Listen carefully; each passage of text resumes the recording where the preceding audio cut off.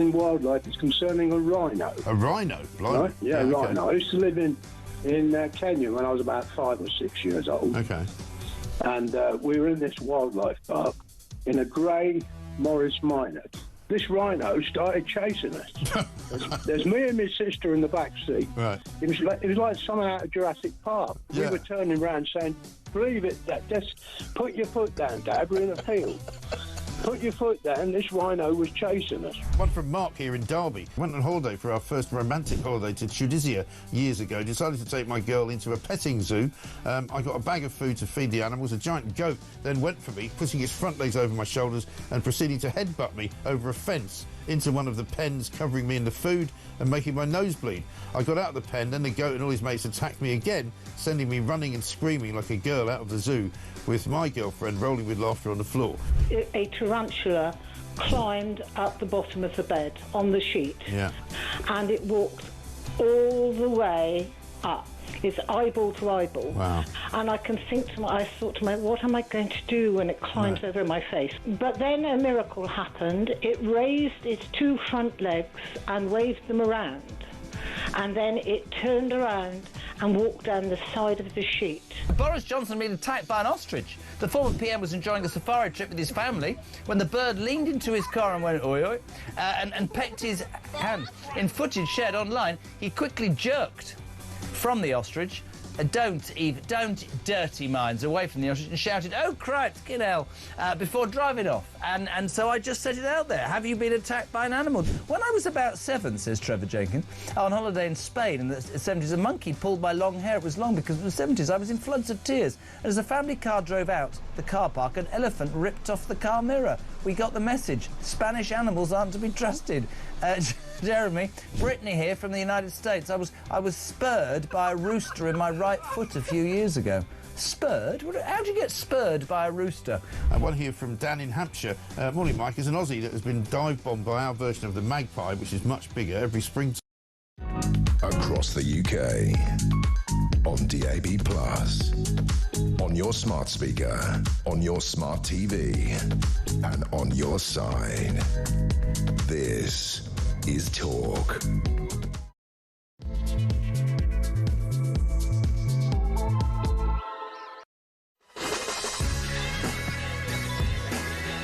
Good morning and welcome to Morning Glory. It is coming up to 30 minutes past 6 and it is, of course, a Friday. It's Friday, the 9th of May. We have come to the end of yet another astonishing week in the dangerous world of international journalism. Every Friday I wake up and go, is it the end of the week again? We're already sort of well into May. Bob Seeley's here with me this morning. Very good morning to you, Bob. Former Isle of Wight Tory MP, of course, a man of mystery, a man with some very, very interesting views coming up on this UK-US trade deal. We'll talk about the Pope this morning as well, because in God we trust, says Pope Leo, who's apparently from Chicago. And like all popes, he's got a little bit of baggage to bring with him. We'll talk about all of that. But quite remarkable, wasn't it, watching, if you were watching yesterday in Vatican Square, in St. Peter's Square, all of the throngs of people who were absolutely, completely and utterly bowled over by the fact that they've got this new person that apparently speaks for God. I don't know. I don't really get it, but we'll talk about that. Also, VE Day yesterday. There were a bunch of concerts. There were a bunch of services, and Westminster Cathedral had a Thanksgiving service at which the royal family appeared as well. That was very interesting. We're going to be talking more as well about the state of play in Downing Street, because Keir Starmer's getting more and more groups of Labour MPs assailing him, telling him that he's got to straighten up and get right, and otherwise they're going to lose a massive, massive election to Nigel Farage in about 4 years' time. Basically, they're saying get back to the benefit cuts and stop them, get back to the pensioners and say that you're going to give them back their winter fuel allowance, even though they've said they're not going to do it, and change course now. Otherwise, this Labour government is destined to crash and burn, and it won't be around for very much longer. 0344 499 1000. Also, Jaguar. Remember Jaguar when they decided to go woke? Well, yeah, they have practically gone broke, and now they're looking for a new advertising agency because do you remember all those pink cars that they put out that looked ridiculous, like something out of Thunderbirds and Lady Penelope? Well, nobody wants them, frankly, and so they're looking for something else. Also, David Tennant's game show has flopped, which is great news for everybody who hates David Tennant. And, of course, also we'll be talking about a restaurant that served up a bottle of wine that cost 1,500 quid by accident. Fantastic stuff. This is, of course, Friday, so we'll have loads of gaffes for you. We'll be looking ahead to Plank of the Week as well. I'll try and get this earpiece to work and stay in my ear, which seems to be a little bit difficult. But never mind. It's 5 minutes past 6, and we will be right back. This is Morning Glory. Let's get it on.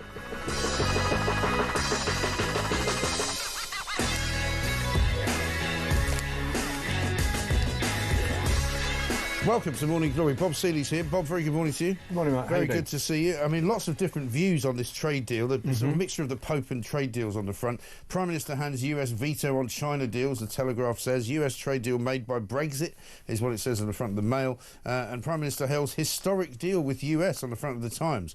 The Times, without wishing to in any way cast aspersions on them, does tend to be the sort of the Labour Party paper these days, I've found. The way that they cover stories about Labour and the way that they get leaks from the Labour government, it seems to me that they're always quite, shall we say, more forgiving to the Labour government than most papers are. Yeah, it's a slight throwback to the 1997 and the New Labour, isn't it? Yeah, very similar. When you had the Times having this cushy relationship with and it is a Labour. bit like that. I mean, they get the sort of the softer, you know, they seem to get the softer briefings. They seem to get sort of everything sort of more in favour of Labour than against, if you like. Yeah, and look, on the good news, is any sort of deal that alleviates some of these tariffs is a good thing. Yeah. So from that point of view, completely agree.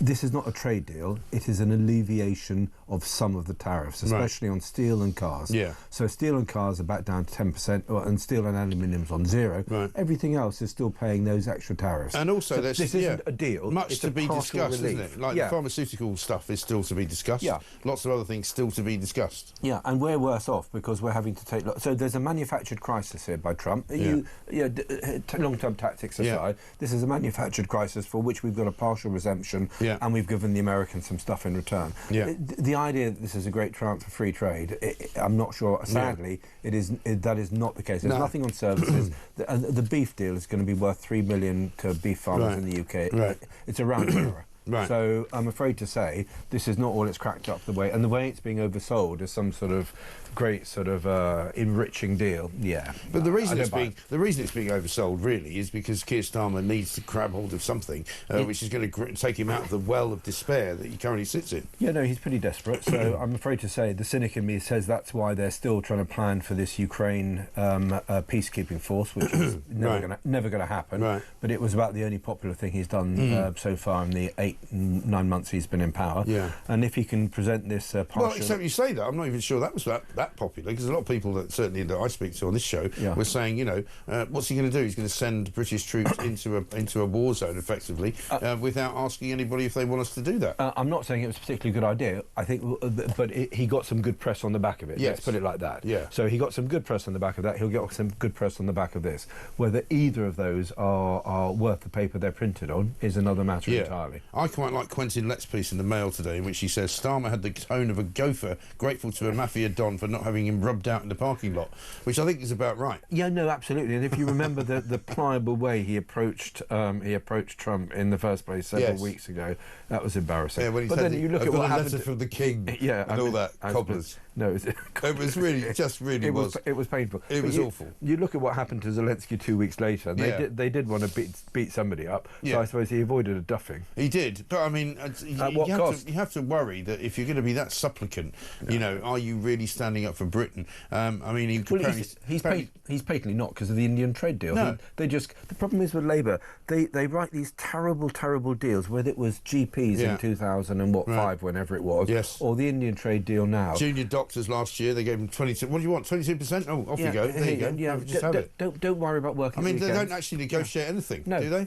No, they don't. And they the problem just go, is, okay, we're then stuck with that for years to come, as whatever government that follows has to try to unnegotiate the worst bits of Labour's incompetent negotiating. Exactly. No, it's dire. And basically, Trump has proven himself to be the Don, as they say. I mean, because he basically, you know, I know that you're not a big fan of his, and you know, I'm not one of those people that just thinks everything he does is brilliant. But he's basically pulling everybody's strings. He's going, okay, I'll tell you what, if you want this, you better come and do that, and otherwise you won't get it. Okay, Mike, I don't look. Okay, for when it comes to power play, you could say that he certainly grabbed people's attention.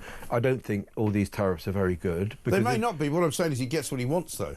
Yeah, but I'm not sure, actually. He's getting something. He hasn't got that much. He's damaging world trade. And if you look at what might be happening to the American economy over the next few months, let's just wait and see the reaction when people are worse off in the US. Yeah, I mean, people keep saying that, and I've said wait and see with Trump all the time, because whenever he makes a move, I mean, last time you were here, I think we were discussing the fact that he was, betraying democracy and betraying Western Europe by talking to Putin in the way that he was.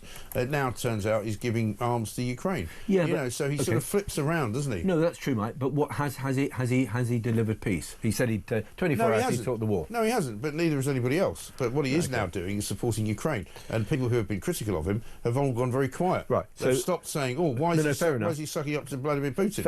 No, he stopped sucking up to Vladimir Putin at the moment. Yeah. But he's basically created a turmoil and got back to the original position. So a bit like the trade deals, he's thrown a massive spanner into global trade. Some of it does need to be improved. I grant you, absolutely. He's thrown a massive spanner in, and we're back to square one. You could say a lot of this stuff is just about creating a drama in order to get marginal benefit and get back to the original place we were. So he's done nothing in Ukraine apart from what was happening before, supporting the Ukrainians. Okay. Yes. So but he's tried to find a peace deal and decided that it couldn't be done, because obviously it's a lot more complicated than he thought it was, and that's fair, I think. But what do you make is that a criticism of Trump, or just the fact that he tried? Is that praising Trump? I don't think it's either of those things. I mean, I'm in neither camp there. I mean, I'm not praising him for not doing anything, and neither am I castigating him for not doing anything. No, he tried. It didn't work.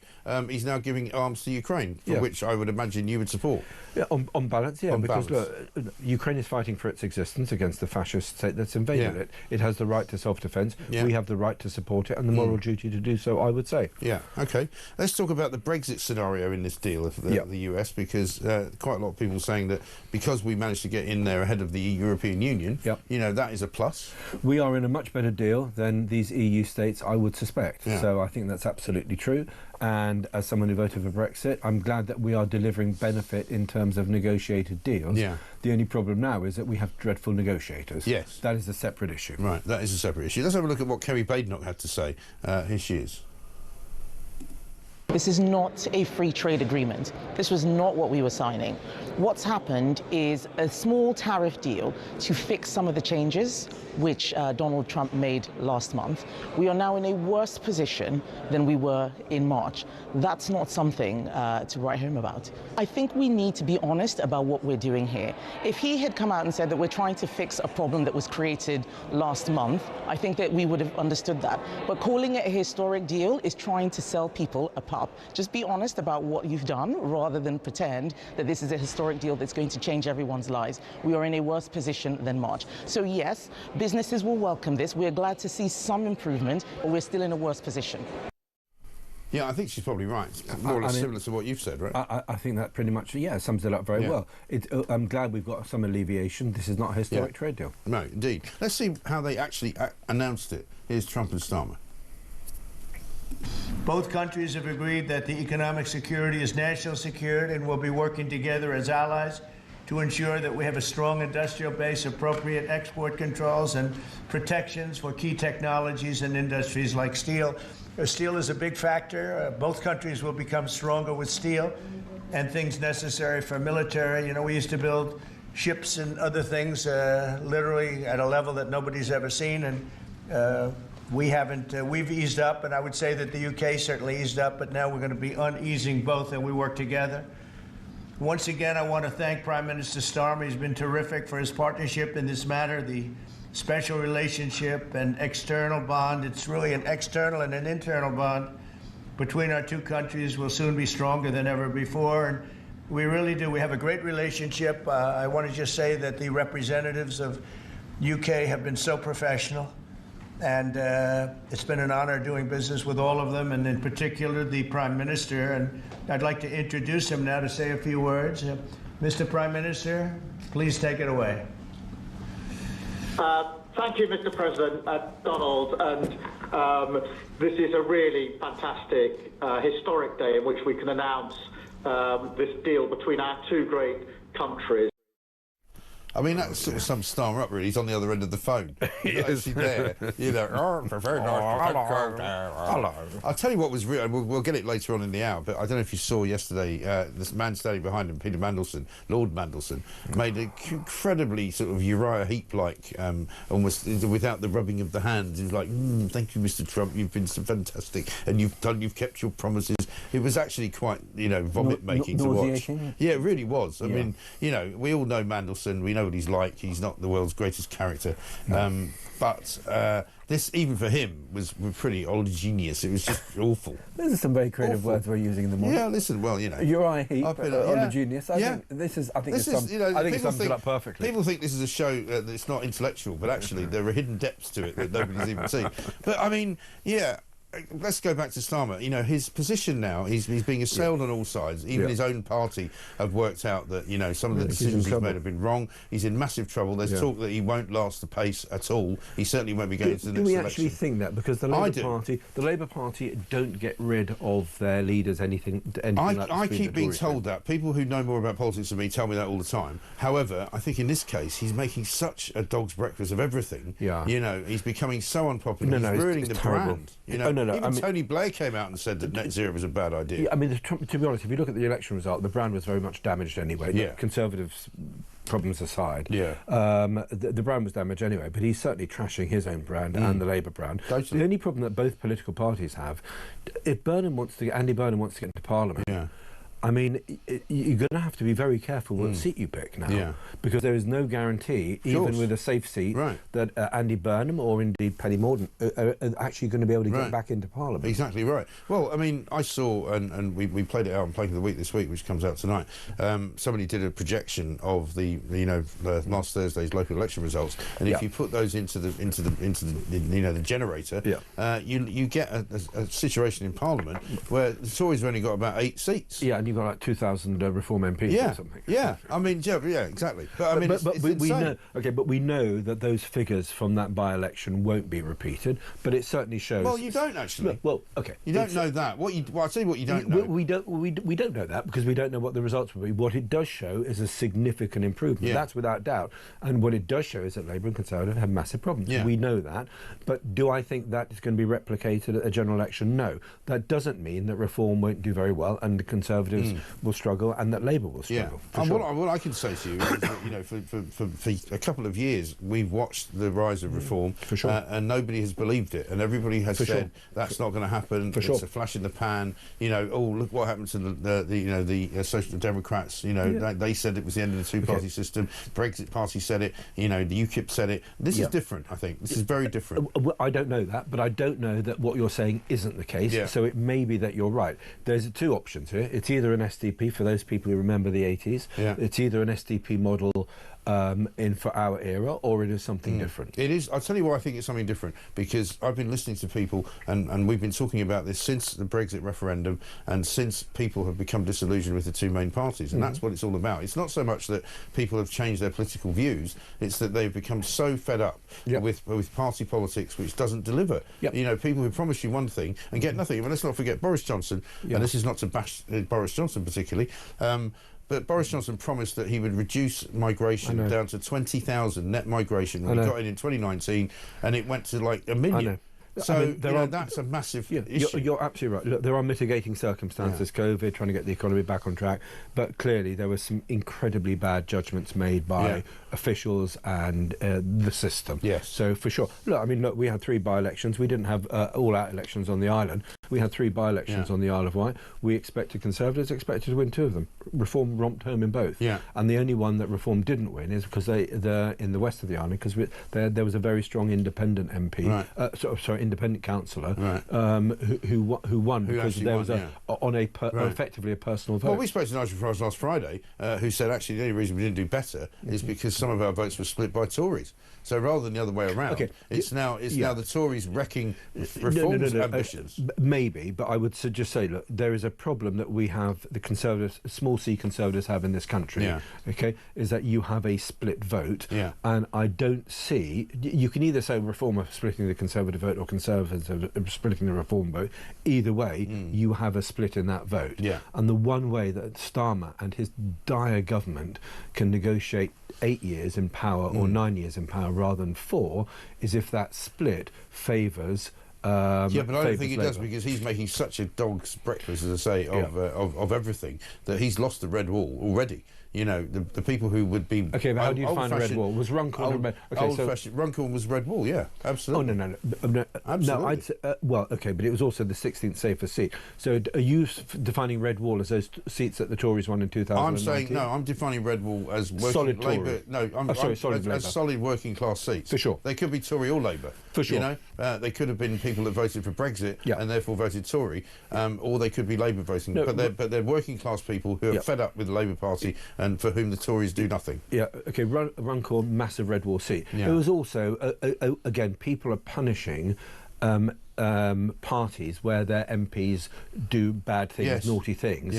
So there was a disapproval of the MP for punching that. Mike Ainsbury. Well, I had Sarah Poaching in here earlier this week, and I said to her as a final question, can you guarantee that you won't punch any of your constituents? And what did she say? And she said, I think you'll probably be fine with that. I think it's a very brave woman. Yeah, fantastic. She was actually very impressive, I must say. Now, Bob Seeley's here. We've got lots more to talk about. Peter Cardwell is going to be first up, because it's Gaffe Prone Friday. We try and collect all the things that have gone wrong in a week. And, of course, Peter Cardwell's here. Hi, I'm sorry about this. I've got a nosebleed, and I'm attempting to stop the blood coming from my nose at the moment. I'm not a cocaine addict, I hasten to add, unlike some other people in the media. I've just got a bit of a cold, and yeah, I've got a nosebleed. So if you're watching right now, you can see that. I'm sure I'll be fine, but yeah, it's a bloody disaster. There we are. Right then, let's talk to Joe Wheeler. If we can perhaps take Joe full screen rather than me. That's extraordinary. I hadn't seen that before. That's very good. It's nice of him as well to say, you know, I'm not a cocaine addict, unlike most people in the media. Thanks very much indeed. It's 21 minutes past 6. We'll have more after this.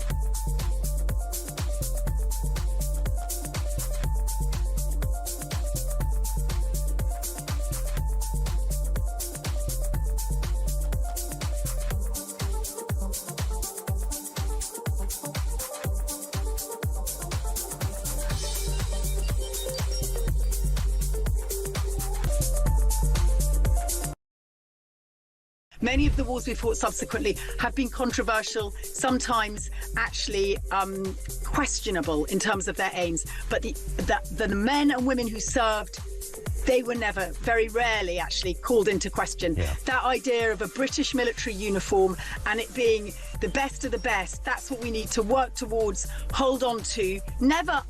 Never don't question it. We need to always interrogate it.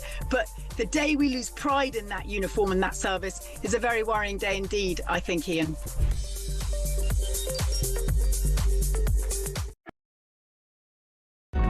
Across the UK, on DAB+, on YouTube, on the app, on your mobile, the home of common sense. This is Talk. Welcome back to Morning Glory, 24 minutes past 6. Bob Seeley's here with us, former Tory MP from the Isle of Wight. We've got a voice note from Mark.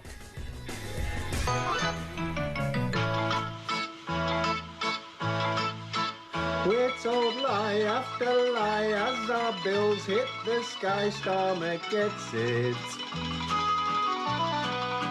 When we're forced to go green by the Labour machine, Starmer gets it. Being scammed, milli banned, what's a very odd fella. Council tax, not a penny more, like a bad used car seller. Brilliant. Well played, Mark. Thank you very much. Apparently there's a longer version of that. We'll play it later on. This is what happens on Friday. People kind of let their hair down a bit. Somebody should release that as a single. Yeah. The thing is, you know probably better than anybody as a politician that, the worst thing you can be as a politician is ridiculed. People can hate you, people can like you, but to be ridiculed, which is what Starmer now is all the time, everywhere he goes, and whenever everything he puts out on social media, you see the comments underneath, and almost every single one is negative. It's shocking. He's got nobody supporting him. Look, okay, but Boris was ridiculed as well, so you get ridiculed as part of the job. And look what happened to him, though. But it's whether you're held... yeah, you're right. There's a nuance to that. I mean, that people are going to take the mickey out of you, but it's also whether fundamentally they think you've got any sense of substance. But you're right. Every time that Starmer puts out stuff, and indeed Jess Phillips when she was on Twitter, I think she's come off it now, you just look at the thousands of, what about the grooming gangs? What have you done about this? What have you done about that? You've lied about this. You've lied about that. And, just the lists of all the new taxes. Because don't you think, promises. and I know this is a slightly more kind of ephemeral question, but people are much more aware now, much more savvy because of social media about everything that's going on. Sometimes they're misinformed, sometimes they've got the wrong end of the stick, but they're far more kind of on top of day-to-day developments, it seems to me, than they ever were. Or at least they can articulate that. I mean, I don't know. I'm not saying that's wrong. I'm not saying I disagree. Social media is there's a lot of factless information on social media. So you can say there's more engagement. I'm not sure that all of it is particularly valuable or useful. Yeah, no, I get that. Because there's a lot of rubbish on social media as well. But for sure, people's voices are louder. But what I'm saying is politicians get away with less now, I think, because even if they say something, whether it's, look at Lucy Powell. I think we got her Tony apology. Blair, look you at think? Yeah, was Tony Blair a pre-social media age? Tony Blair, was. Alistair Campbell, Mandelson, they got away with it. Yeah, but that was because they got away with it because they could manipulate the press, which in those days was really the only thing that was there. There was no social media, whereas nowadays you can't do that. Absolutely. So my question to you is then, if you look at something like an official media like the BBC, which is naturally culturally, politically on the left, versus the comments on Twitter, I mean, does the Twitter sphere counterbalance the BBC, or is it the equivalent of shouting in the wind? So I think it's an interesting question. I think the Twitter sphere is rising and the BBC is falling, and I think at the moment the BBC still probably reaches more people because there are still lots of people who are not on Twitter.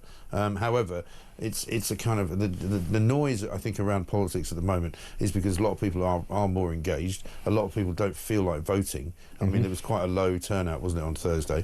But the people who are engaged are much more engaged, I think, than they ever were. Yeah, there's certainly the concerned bloc. Yeah, for sure. Totally. Let's have a look at Lucy Powell, because she came out last weekend and looking very, very bad indeed, having a conversation with Tim Montgomery on any questions. Yeah. She's apparently apologised. No, she didn't. She apologised for being misunderstood. Yeah. She did not apologise for the quotes. Well, let's have a look at what she said, because I don't think I've seen this. Have a look.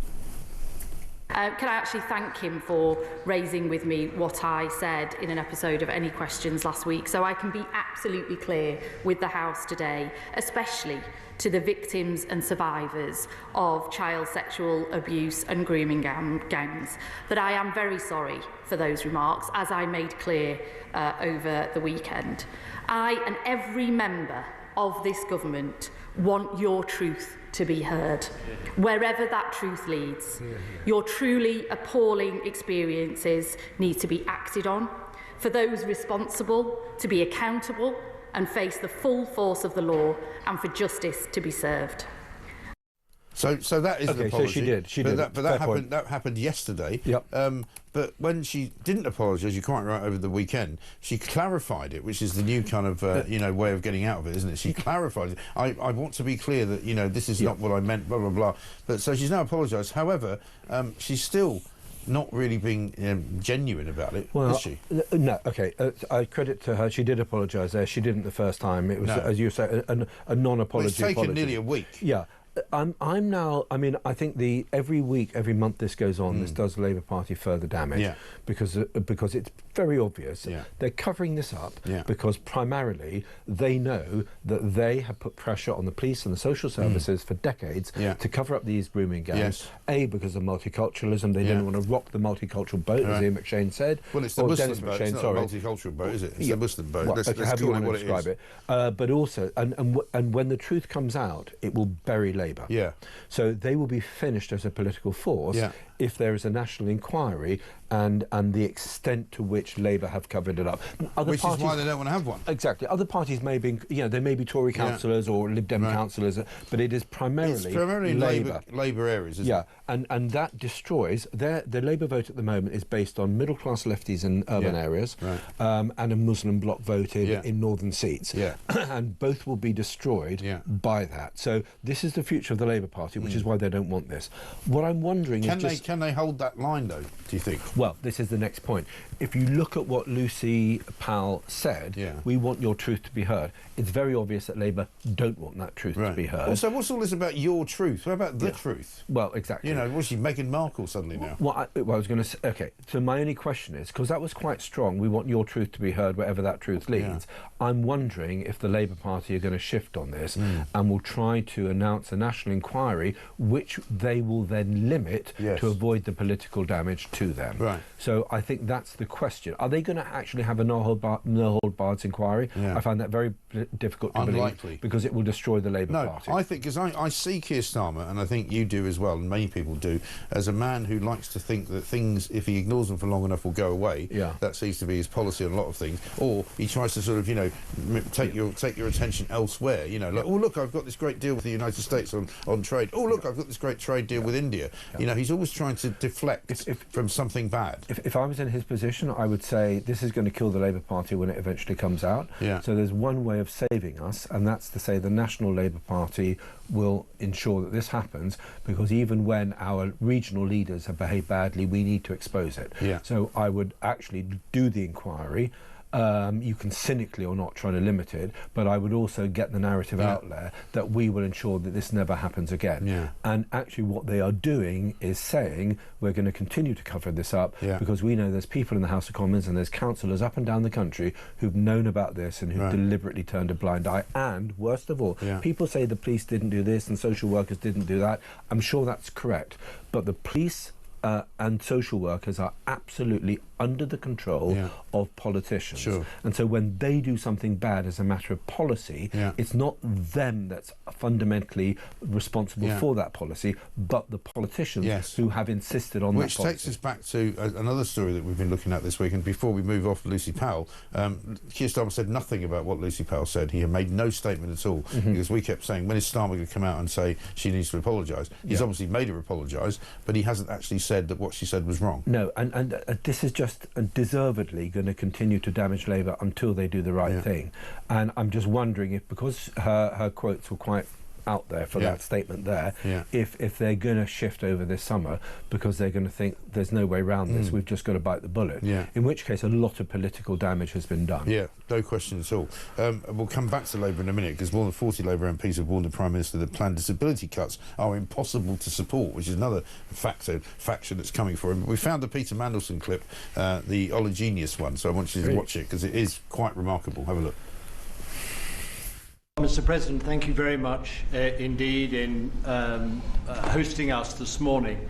And thank you very much indeed also for that very typical 11th hour intervention by you with your phone call to the President, demanding even more out of this deal than any of us expected. So thank you for that. The Prime Minister was delighted, obviously, to take that call later tonight.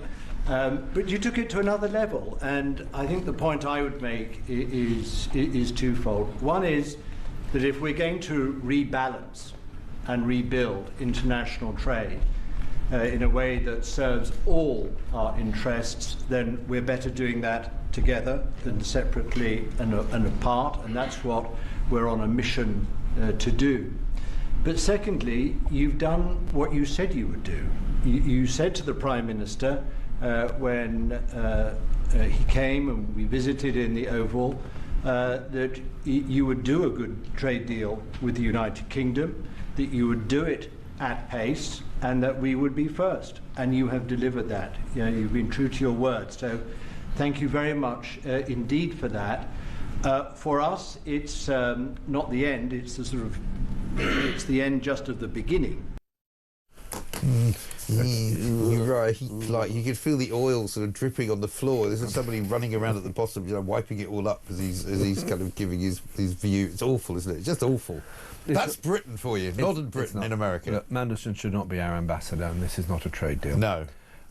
We welcome it because it's alleviating some of these ridiculous tariffs. Okay, there's one point though that's a serious point. We do need to rebalance international trade. Sure. But actually, fundamentally, that means onshoring, so taking back our industry. It means and taking having stuff them here. off China at the end of the day, but that means actually recognising that China's building coal-fired power stations to sell us back the stuff that we no longer make here because of the cost of energy. And so we've got to scrap net zero and have a more sensible, green, for sure, greener policy than we've had in the past, but it's got to be sensible and driven by common sense. And flagellating our economy to death to make no difference to global emissions is daft. And what about the whole China situation? There was a piece in the Mail this week by Ian Williams, who's a very good man on China. Very good. Written many books about it. He wrote a piece saying that basically the Chinese car manufacturers now could literally bring Britain to a standstill by switching off all the cars. And people are buying these cars. We're now told by Ministry of Defence officials they're not allowed to park an electric car that's made in China anywhere near a building because of the way that they can eavesdrop on all sorts of things that are going on inside it. What's going on? When Rishi Sunak was Prime Minister, he was being listened to. His car was bugged because of the kit in there from China in the first place. So look, we do. I mean, China is a threat, and China uses economic policy in a very political way, and to impoverish ourselves and to enrich itself. And the problem is we've been weak on China, spineless on China for, you know, under New Labour, sadly under the Tories, and now we were improving and now we're going backwards again. I mean, if there's a line in some of the papers today, I think in the Telegraph, saying that Starmer is going to allow the US to have a veto on China trade. I'm not quite sure that's all brushed up as it. It's in the Telegraph. I'm not quite sure, you know, what the detail of that is. But I mean, sad to say, part of me thinks, thank God, because actually somebody's got to stand up for China. And if our leaders, and Trump's the only one doing it, really. If our leaders haven't got the political courage to do so, then it's a real shame that yet another bit of our policy we're just handing over to the US. But maybe we need stronger leaders. Yeah, I think we do, and that's one of the things again that Trump is showing that he is. Let's get a voice note from Cindy. Hi, Mike. Good morning. This is Cindy in Michigan. I just can't get enough of your show. I love it. I wanted to comment about the Pope. It seems that the Don is making the Vatican great again. Love that. And thanks again. Lots of love, and love your team too. Cindy, thank you very much indeed. I'm not sure if the Don has actually made sure that the Pope comes from Chicago, but we'll come on to the Pope in a minute. We're here with Bob Seeley, 6:37, back after this.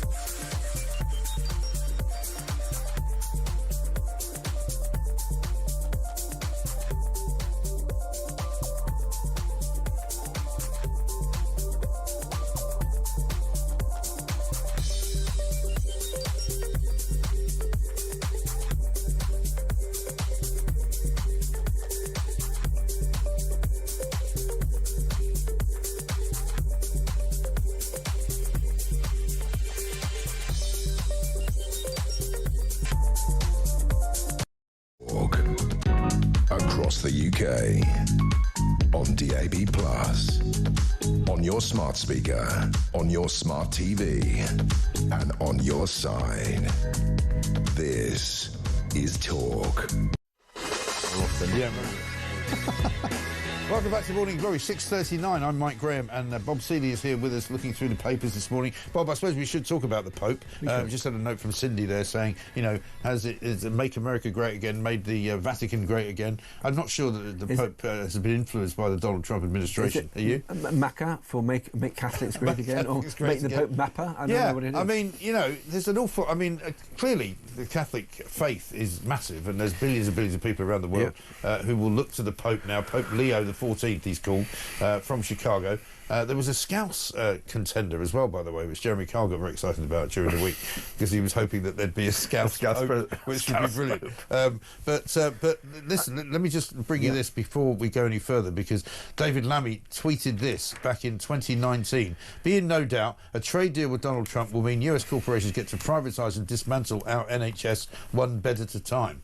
Hashtag Trump protest. Another embarrassing tweet from the now Foreign Secretary of this country. Hashtag imbecile. I know, absolutely right. I mean, he really is. I presume he can't actually go and do these trade deals himself, because he's irritated so many people throughout the world with his moronic, imbecile comments. He is incredible, isn't he? He's an embarrassment. But back to the Pope. I mean, he's on all the front pages this morning. Robert Prevost, his name is, newly elected Pope Leo the 14th. He appeared... I actually watched it live yesterday because they're very good at sort of, you know, doing the reveal, aren't they? It's almost like watching a show, you know, where the guy comes out. No, it's good. It's very good telly. And yeah, it's quite good telly. It's whatever, 6 o'clock in the evening. Yeah. But I mean, I suppose the question is the Pope...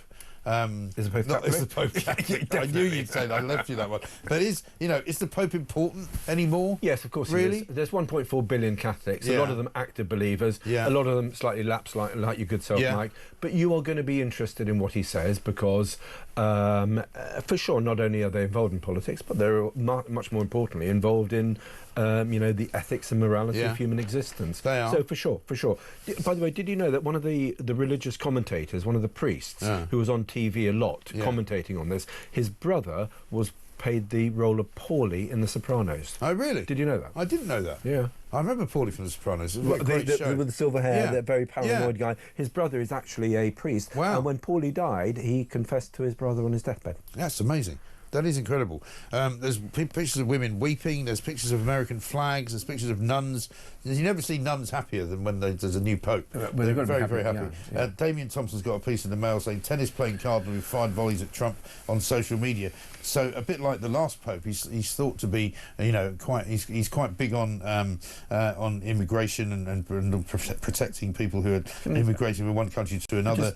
He spent most of his career in Latin America, was a protege of Francis, who appointed him Bishop of Chiclayo, a city in the coast of Peru. So he spent a lot of time in South America, where, of course, there's loads of Catholics. There are. I mean, I would just say one thing above all, that and I think the Church, one of the reasons the Church of England has declined to such an extent is because it spends too much time talking about politics and not enough time talking about God, frankly, religious matters. Yeah. And I really hope that the Catholic Church does not make the same mistake. OK, politics, you're going to have an opinion whether you're Pope or you're a bishop or something, but actually you're primarily there to save or to nurture people's souls, however you want to phrase it. Yeah. And I wish these religious people from the West would maybe get back to talking about religion and a little bit less about their political beliefs, and also, which are, especially when it comes to the Church of England, they're not relevant, and actually a lot of them are just second-rate Guardian Easter opinions. They are incredibly... Well, that's certainly what Welby was, isn't incredibly ill thought out. Absolutely. And of course the main issue for an awful lot of Catholic priests and Catholic leaders has been the things that have happened in the Catholic Church, you know, in terms of child abuse and all the rest of it. Appalling. And which many popes in the past have had trouble with. We've been told that this Pope, Leo, has also been, you know, controversial in that area, because there have been things that have happened that he didn't do much about, but we'll get back to that another time. Speaking of Scouse Popes, let's have a look at Jeremy Kyle's gaffe this week. Cardinal Vincent Nichols. He's a Scouse Cardinal. The Archbishop of Westminster's a Scouse, so there he is on screen. All right, Vinny. There's a major gamble on Vinny. Vinny's from 33-1 down to 20-1 to be the next Pope. He could wake up tomorrow morning in the Vatican. He's thinking, this will be a great gig. I'll tell you what. I've never been in a house like the Vatican where I've come from, in Kirby. I'm telling you now, I've got a great chance to win. Listen, Jeremy, with a name like Cornelius Pybus, lad, I've got to be the next Pope, you know what I mean? I mean, you can't have it, can you? A British Pope would be incredible. Can you imagine? Right, we're going to have a bit of... You can all just understand we need to have a bit of prayers on a Sunday after the match. There's a Scouse cardinal. Right. Hey, come on now. Let's get all you Catholics together on a Sunday. We'll have a little bit of a prayer. Can you imagine? It's a big Catholic city, Liverpool, of course, isn't it? It is. The management is circling. They're trying to get me to stop doing this accent. I'm not doing it. I'm doing it. I'm continuing it. Breaking news from the Sistine Chapel. They are voting in the conclave for a new pope. Phil Dave, the new pope could be a Scouser. It could be Cardinal Vincent Nichols. He's in from 33 to 1. He's at 18 to 1 now. Come on, Vinny. We're all behind you, kid. There he is on screen. Sadly, Vinny didn't make it, but there we are. David Tennant and his game show. Let's talk about that. Page 23 of The Sun. David Tennant is a character who has sort of managed to somehow go from quite an interesting fellow that people quite like as Doctor Who to a rather odious sort of, once again, this is a guy who wanted Kemi Badenoch to shut up. And go away. Because he didn't like her political views, basically. But I saw somebody put a tweet out the other day saying that they'd once spent some time in a taxi with him earlier in his career, and even before he was famous, he was the most odious character that they'd ever met. I mean, that's a shame. I don't know. I mean, I've never met the guy, so I don't know what he's like. I do find all these luxury opinions from all these sort of great and good lefties slightly tedious, and I think people are really fed up with them. They really are, especially handed out from the sort of millionaire's mansion. Right? Well, the problem is that they don't have to live with the consequences of their beliefs. It's not their kids that are going to be denied jobs or housing or appointments on the NHS because of mass immigration. They'll always buy their way out of it in their private jets and their luxury lifestyles, and it's the rest of society that has to put up with their sort of sanctimonious moral lecturing. Yeah, exactly right. But unfortunately for him, Genius Game, which was hosted by the former Time Lord actor, cost more than £2.5 million to make. Viewing figures this week plunged to a paltry average of 739,000.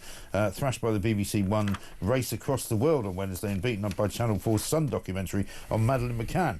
Which is very good news. So apparently they're going to can the show. Basically, it was supposed to be on twice a week. Now it's only going to be on once a week. I predict it will soon be on no times a week. Karma. Yeah, karma, exactly right. Speaking of which, we'll come back with another great story about Meghan Markle and her bath stuff, which apparently has done some damage to some woman who wants to sue her for £7 million. That's 6:46.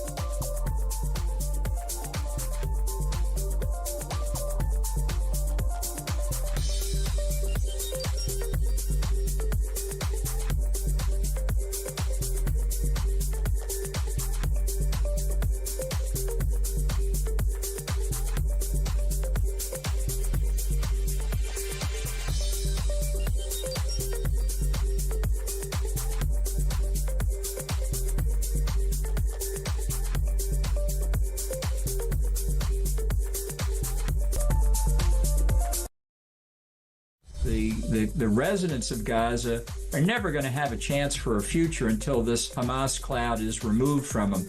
We finally now seen some demonstrations by the Gazans against Hamas, but ultimately it would be a mistake to rebuild a high-rise refugee camp. I think the only humane way to help the Palestinians in Gaza is to look for resettlement in other Arab countries.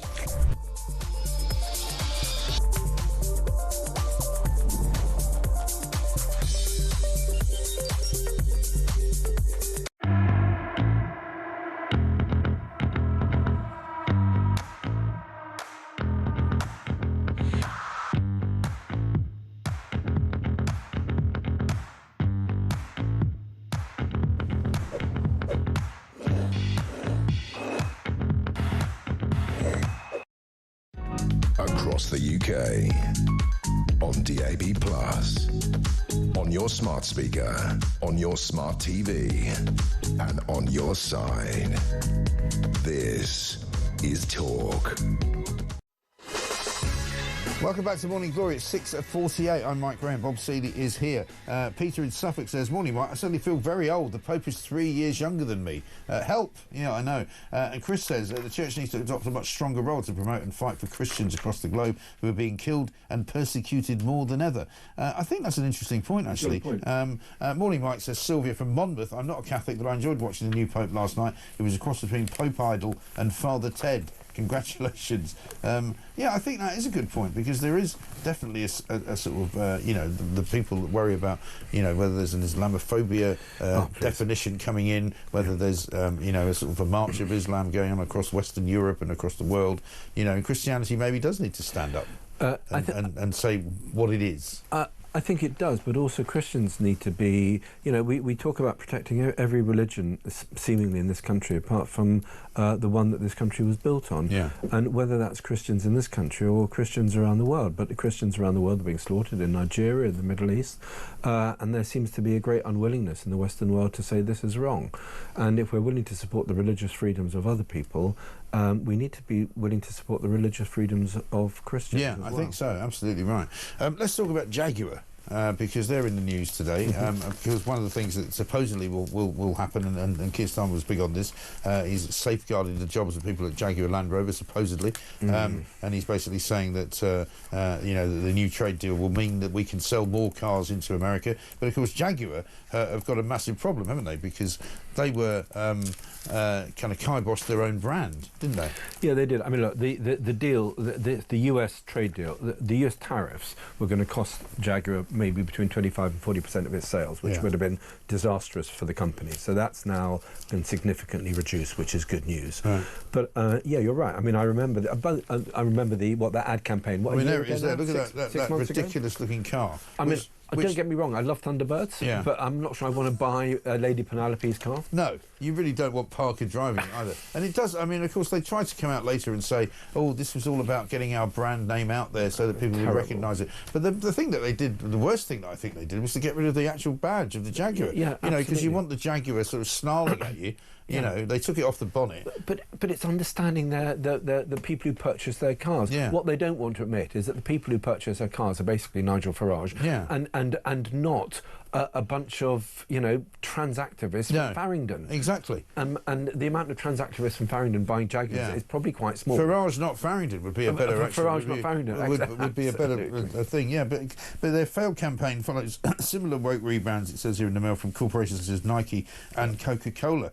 Jaguar sold 33,000 cars in 2024, which is almost half of the number they sold in 2022. Yeah, and that's the problem, because they've gone that route. I mean, I had an F-Pace when they first came out, and nobody had one. It was the four-wheel drive thing, which was great. But then they suddenly turned it into an electric car, and you can still get it. But you now see Jaguars, and they're sort of electric. They don't look like Jaguars anymore. Who was that famous the jeweller who slagged off his own brand? Yes, and Ratner, Gerald Ratner. This is another Gerald Ratner moment. Trash your own brand. Yeah. And go after a market that's never going to buy your cars. Yes. Watch your brand fail. And this ad agency, I mean, it's unbelievably stupid. By the way, if the Prime Minister wants to help Jaguar Land Rover, he should sack Ed Miliband. He should. If you want to do anything in industry to support industry in this country, your first decision has got to be sack Ed Miliband and actually have a sensible energy policy where we onshore our industry. Yeah. And, you know, and we develop more power in this country, whether that is nuclear or whether it's cleaner gas. We have got to do that. Yeah, we haven't heard from Miliband much lately, actually,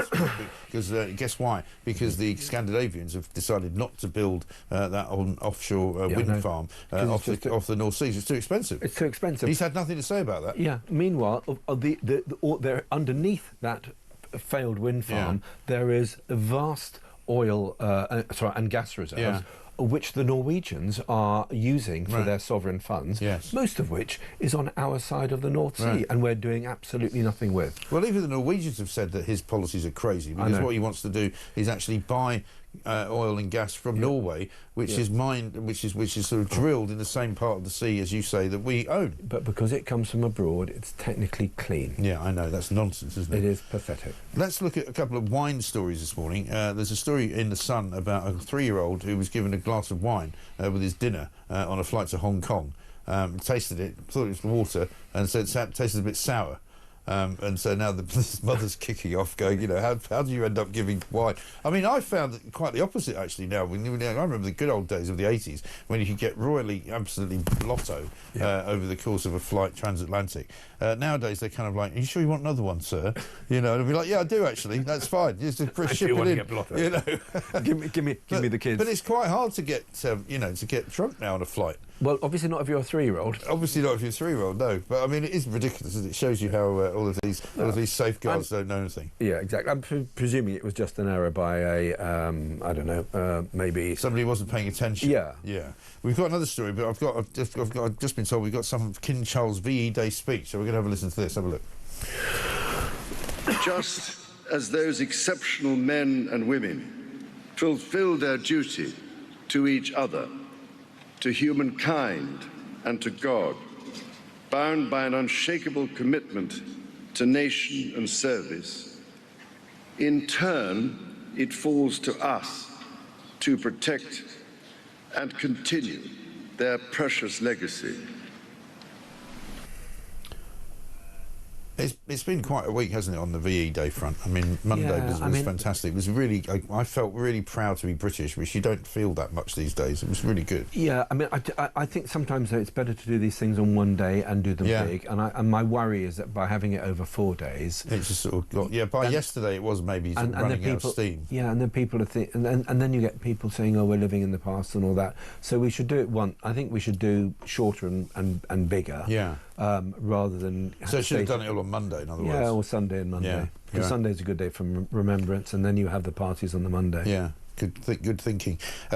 Story from a restaurant, I think in London, Manchester, where apparently 2 diners ordered a very revered bottle of Bordeaux, which cost £260, which in and of itself is an awful lot of money. It's a lot of cash. But apparently one of the waitresses went off to the wine room, grabbed a bottle, came back, opened it up, and it turned out it was a £1,500 bottle of... Could you tell the difference between an £8 bottle of Governor from Majestic or somewhere, and a £1,500 bottle of Bordeaux's finest? Yes, genuinely, so. I don't think I could. Well, I mean, I'll tell you where it becomes difficult is where you go, because I've done a lot of sort of shows with wine connoisseurs and all of that, and they say once you get above a certain price, like if you're paying in a restaurant, not so much a restaurant, but if you're paying an off licence in a shop more than £25 for a bottle of wine, you know, that it significantly increases the quality of it. So if you're drinking a wine at £8 or £10 or £15, not much difference. But if you go to £25, it's suddenly a big difference.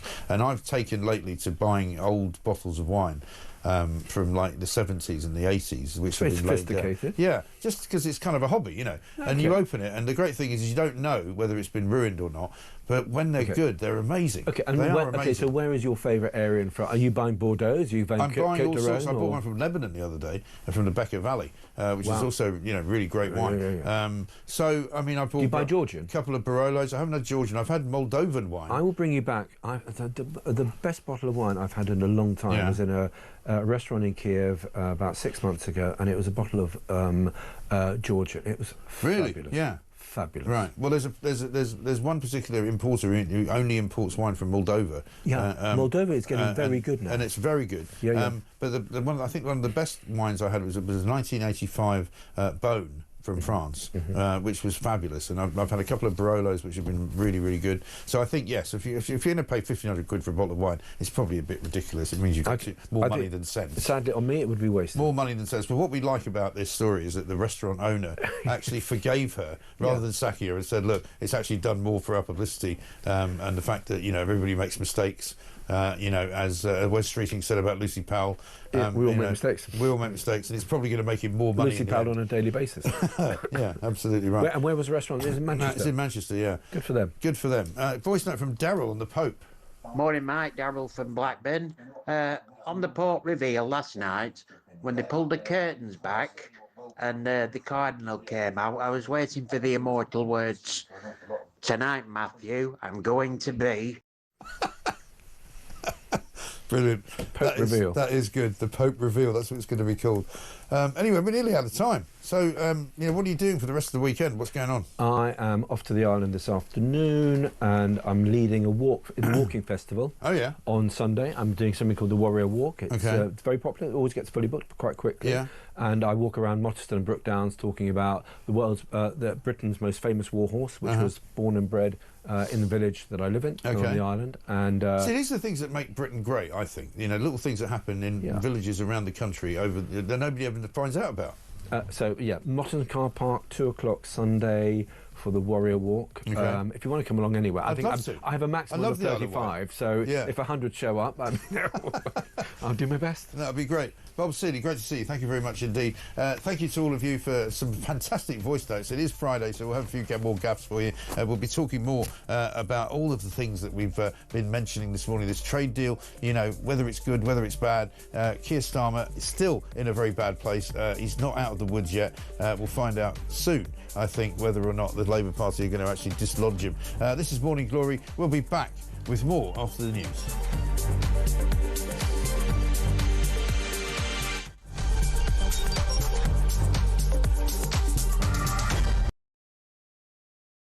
How much, ladies and gentlemen, are fish and chips where you come from? We'll go to Jason in Crewe. Jason from Crewe, fish, chips and peas, £7.50.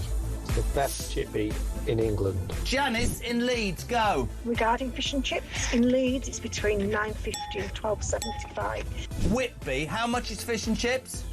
3 of us, fish, chips, peas, I think one of us curry sauce, 3 cans of pop, just short of 70 quid. £70? That's 23 quid a head, man. Even my maths does that. Very quickly, a voice note. Campbell in Scotland, go.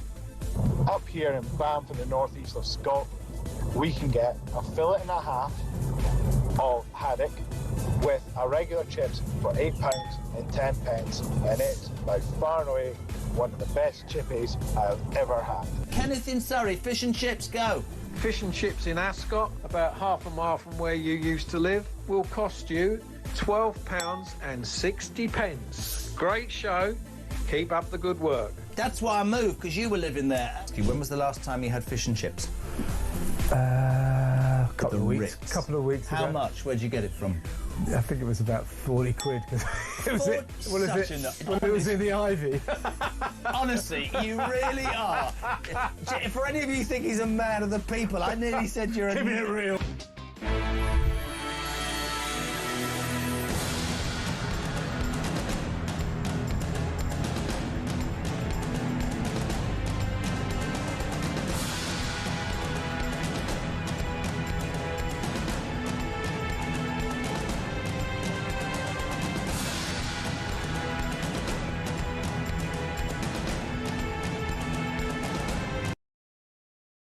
Across the UK, on DAB+, on your smart speaker, on your smart TV, and on your side. This is Talk.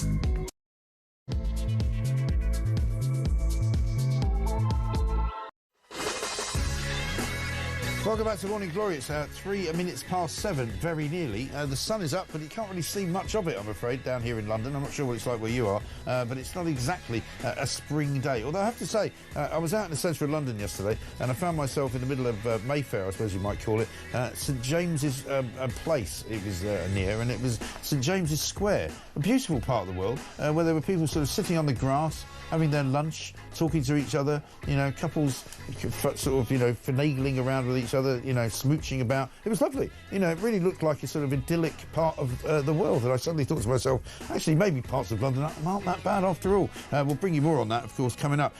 Talking of beautiful parts of London, there are also some beautiful parts of Washington, D.C. We'll be talking about the Trump trade deal, which has been done with Keir Starmer. I think most people would now tell you that it's not exactly a triumph. You know, fair dues to Starmer for getting it done, fair dues to the government for getting it done. We'll give them a little bit of credit for that. But let's not try and overrate the pudding and make out like it's the greatest trade deal known to man, because in fact the tariffs that are being put on British goods are higher than they were, and the tariffs being put on American goods coming to Britain are lower than they were. were. Therefore, I would say it's America 1, Britain 0.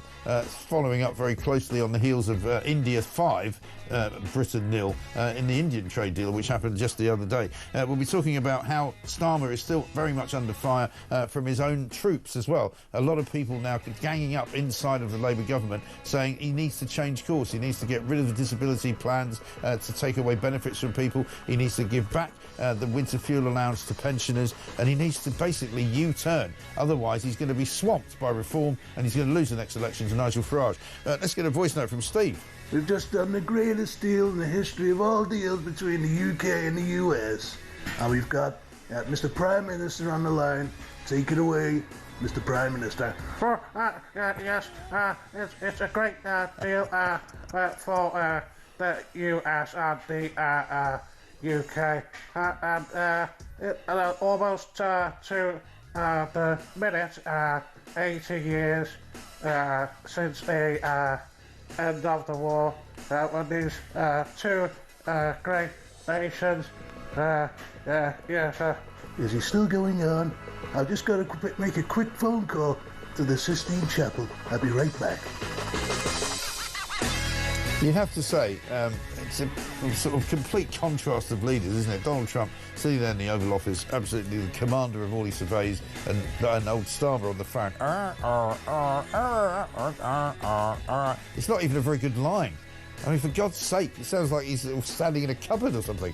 That's embarrassing. 0344 499 1000. Meanwhile, Jaguar are looking for a new advertising agency. Guess why? Because they completely ruined their brand by reinventing it as some kind of pink trans car.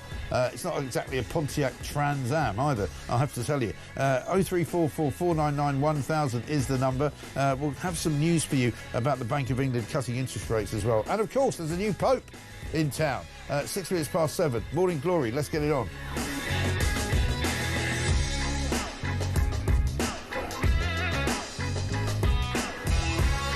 Warwick in Devon says, this morning, Mike, lovely to start to your show as ever. Most sane people will see through Starmer smiling like a Cheshire cat with this trade deal, trying to divert attention away from the two main issues that the majority of our country are concerned about, and they will not go away, i.e. the illegal invasion of our country and nutty zero. Had it not been for Brexit, this deal would never have been done, and Stalin flip-flopped on Brexit and also flip-flopped on his opinion of Donald Trump. What a total hypocrite. Well, exactly right. I mean, I don't understand how Donald Trump is actually being so friendly to the UK, considering what many people in the current Labour cabinet have said about him, including Keir Starmer, who once said, I wouldn't want him round for dinner, and that he's dangerous for the world. Mike says, Tony, in 2 hours the Victory Day parade in Moscow begins. 13 foreign armies will be marching alongside Russian troops, including China. 30 plus heads of state attending. President Xi is in Russia for a 4-day visit. What does Bob Seeley think about this? Well, interesting you asked that question. Unfortunately, he's not here anymore, so I didn't see it before I could ask him. But, yeah, we'll keep an eye on that as well. And this from Stuart. It was funny watching Sneer Karma doing his speech in front of the Jaguar Land Rover staff. You just know they were all thinking, I'm voting reform, says Stu in Hales Owen. Yeah, probably. Let's talk to Benedict Spence, Conservative commentator, of course. Benedict, very good morning to you. Good morning, Mike. How are you? Yeah, I'm all right. I mean, I'm sorry to say I'm not one of those cheerleaders who thinks this is a brilliant deal. I'm not going to be churlish about it. I mean, it's good that he's done the deal. But, I mean, the thing that I worry about with Keir Starmer is that he deludes himself and tries to delude everybody else, that this is the greatest deal in the history of deals, which it clearly isn't. I mean, it's wrong in many ways to sort of call it a trade deal in the sense that many people will believe that it was one of these sort of all-encompassing deals, like we were sort of promised in the post-Brexit era, when in reality it's just a bit of relief from the tariff sanction that's been imposed. Right. And I mean, as this all came out yesterday, the Telegraph was sort of going through the figures and working out that Donald Trump's tariffs would have cost the UK around about $12.5 billion. Right. We've managed to negotiate it down to about $9.5 billion of a hit to the UK economy. But in return for that, we have had to give away billions and billions in concessions to US goods coming into the UK. Right. It's not really a win. It's a relief for some businesses, but long term it's undoubtedly a negotiating victory for the US. They've got the better half of this deal, which, to be fair, they were always going to. They're the bigger partner. But I think given that it comes hot on the heel of the India deal, which was also very clearly a win for India, that shows the UK's position in the global pecking order right now. Well, it shows also, does it not, that Britain doesn't really have anybody really worth their salt called a negotiator. They really do need somebody who can actually negotiate, because laughably at the moment, they're clearly not able to do any of that.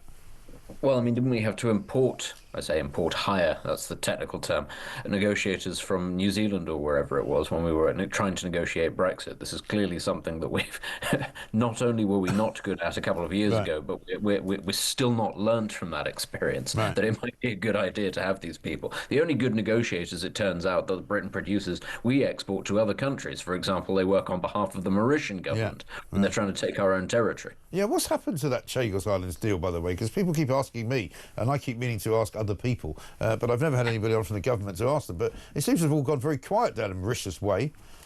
It has. I think the Mauritians keep on pushing to get more concessions out of the UK as part of this, but I'm fairly certain that what happened was it ended up on the desk of Donald Trump as to whether or not the US was going to oppose it, and we've not actually had a concrete answer yet. He did say he was minded to sign it, but I don't think he actually did. No, I don't think so either. Let's have a quick look at what Trump and Starmer actually said when they announced this deal yesterday.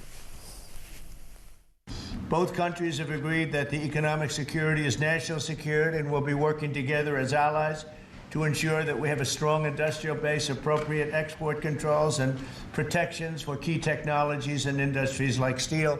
Steel is a big factor. Both countries will become stronger with steel and things necessary for military. You know, we used to build ships and other things literally at a level that nobody's ever seen, and we haven't, we've eased up, and I would say that the UK certainly eased up, but now we're going to be uneasing both, and we work together.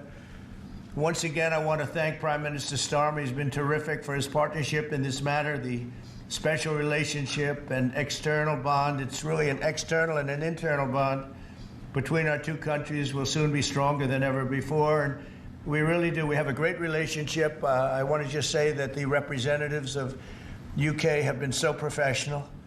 And it's been an honor doing business with all of them, and in particular the Prime Minister. And I'd like to introduce him now to say a few words. Mr. Prime Minister, please take it away. Thank you, Mr. President, Donald. And this is a really fantastic, historic day in which we can announce this deal between our two great countries.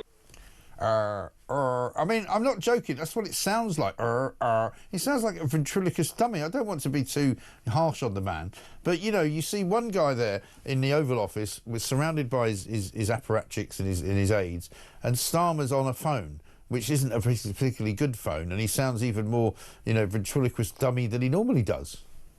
Exactly, and it's very clearly the fact that this has not been prepared, what it is that he's saying, or if it, my word, if it has been prepared, then I think whoever it's prepared, it needs to be sacked.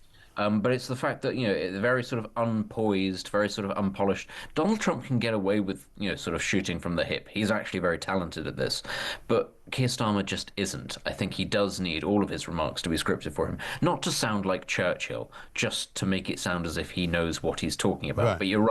When it's full of ers and ahs and it just doesn't sound like somebody who's prepared. Dare I say it? It sounds like the lesser partner in a deal that's just been agreed. Yes, exactly right. And somebody's rung him up and said, you know, by the way, the President of the United States is going to be on the phone in a minute. Would you mind sitting by the phone for about an hour until such time as he deigns to call you? Because you know that that's how it's working out. I mean, the Mail's got an interesting piece today saying how Donald Trump called him when he was in the middle of watching Arsenal playing football the other night.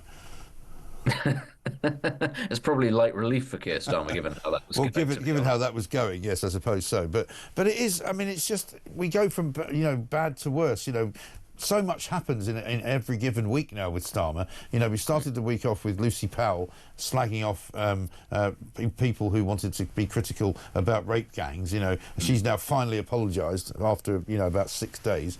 Starmer said nothing about that. He was already on the back foot because of what happened last weekend of the massive reform, you know, earthquake, as it was called, basically, in the local elections, and losing Runcorn and all of that. You know, he just kind of he comes across to me as a guy who's sort of staggering through, you know, one of those crazy houses at the fun fair, and every now and again somebody pops up from around the corner and punches him again, and he sort of falls back and carries on, and then he goes another 5 or 10 yards, somebody else punches him. I mean, that's kind of how his premiership is going. I mean, for a start, how Lucy Powell is still in a job after those remarks, and how the government thinks that her sort of halfway house of an apology is good enough, I don't know. Once again, it shows just how little regard they have for the concept of the grooming gang scandal, which, let's remind ourselves, keeps getting bigger every week. More and more is revealed about the scale of it. So, as I say, how she's still in her position, I do not know. But, we've been celebrating VE Day in this country. And, I know we sort of do a lot of harking back to that age and to that generation and to people like Churchill. Nobody's expecting every Prime Minister to have the oratory of Churchill or the leadership of Churchill. You don't need it all the time. You're not in the middle of the war. But my word, how the standard has fallen. And I wouldn't just lay this at Starmer's door. He is simply the latest in a long line of prime ministers who seem to get progressively worse and appear less confident and appear less authoritative as well. And that's the key thing. There's no sort of sense of gravitas. As I say, I'm not asking for Churchill, but I'm asking for something that gives me some sort of confidence that this person knows what it is that they're doing. And I get none of that from Keir Starmer. Because the more we learn about Starmer, and I learned something only about 10 days ago about his time at the CPS, because we were talking to Victoria Atkins, the former Tory minister, who's a barrister, a qualified barrister, and I said to her, how can he be so bad at delivering messages or speaking publicly or, even, standing up in a room and kind of commanding it if he was a barrister who works in the law and who worked in the courts? You've seen them, I've seen them, I've got many friends who are barristers.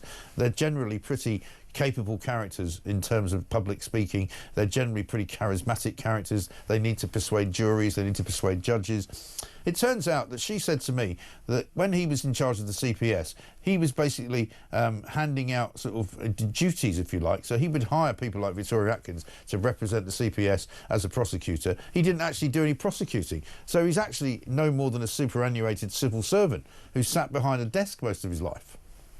One of the things that I think, because we have a lot of preconceptions about the legal profession in this country, people like Rumpole of the Bailey, that's sort of what we imagine all the characters to be. And there are people like that. There are very talented orators and people who can string together fantastic arguments. And the really upsetting thing, the really sad thing is that there, A, aren't quite as many of those as we'd like, and B, because they're characters, they don't tend to get on very well, relatively, compared to the pole climbers, compared to, as you say, the proto sort of civil servant types. The people who are sort of tick boxes, go under the radar, not ruffle feathers by saying something funny or something clever, but by simply playing the system. That's the kind of person that Keir Starmer is. And that ultimately is why this country is run, in many ways, by lots of lawyers or people with legal backgrounds, but not the ones you'd kind of hope that we were being run by. No. The ones actually that you didn't look at twice at school, the ones that already had briefcases at school, you can sort of imagine them in your mind's eye. Those are the people that run Britain now, not the charismatic people. No, exactly right. And he's facing an awful lot of problems right now, because aside from the fact that, you and I and many other people have seen through these deals, even Kemi Badenoch has said, this is not a deal worth shouting about.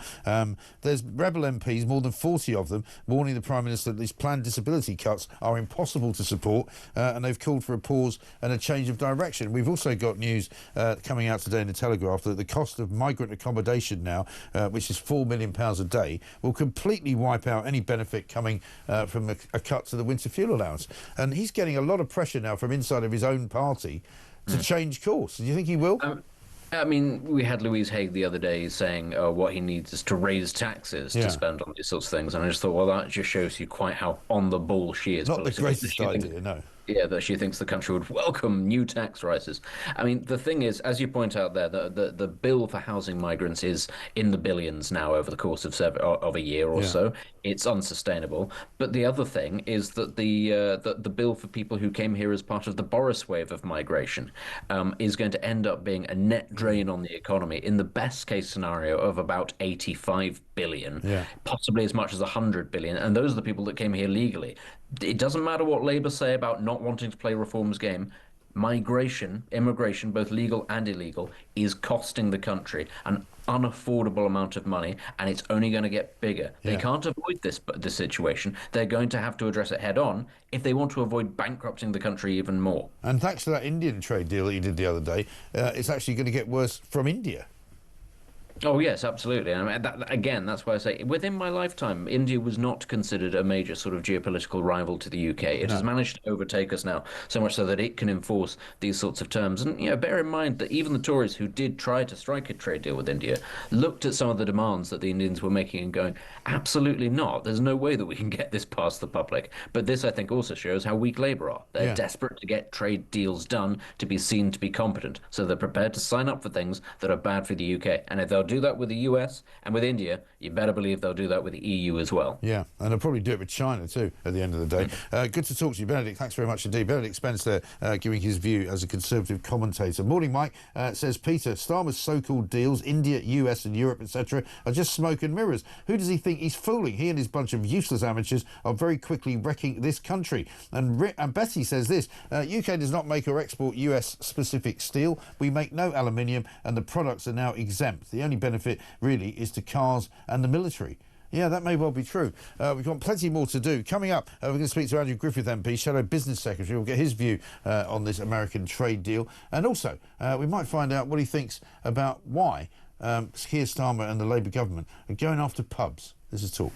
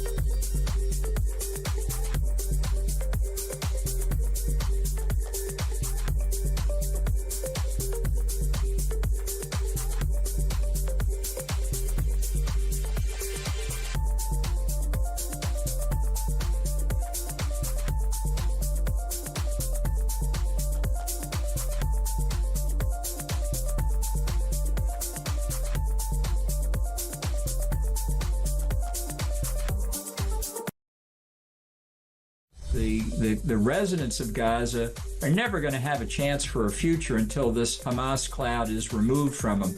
We finally now seen some demonstrations by the Gazans against Hamas, but ultimately it would be a mistake to rebuild a high-rise refugee camp. I think the only humane way to help the Palestinians in Gaza is to look for resettlement in other Arab countries.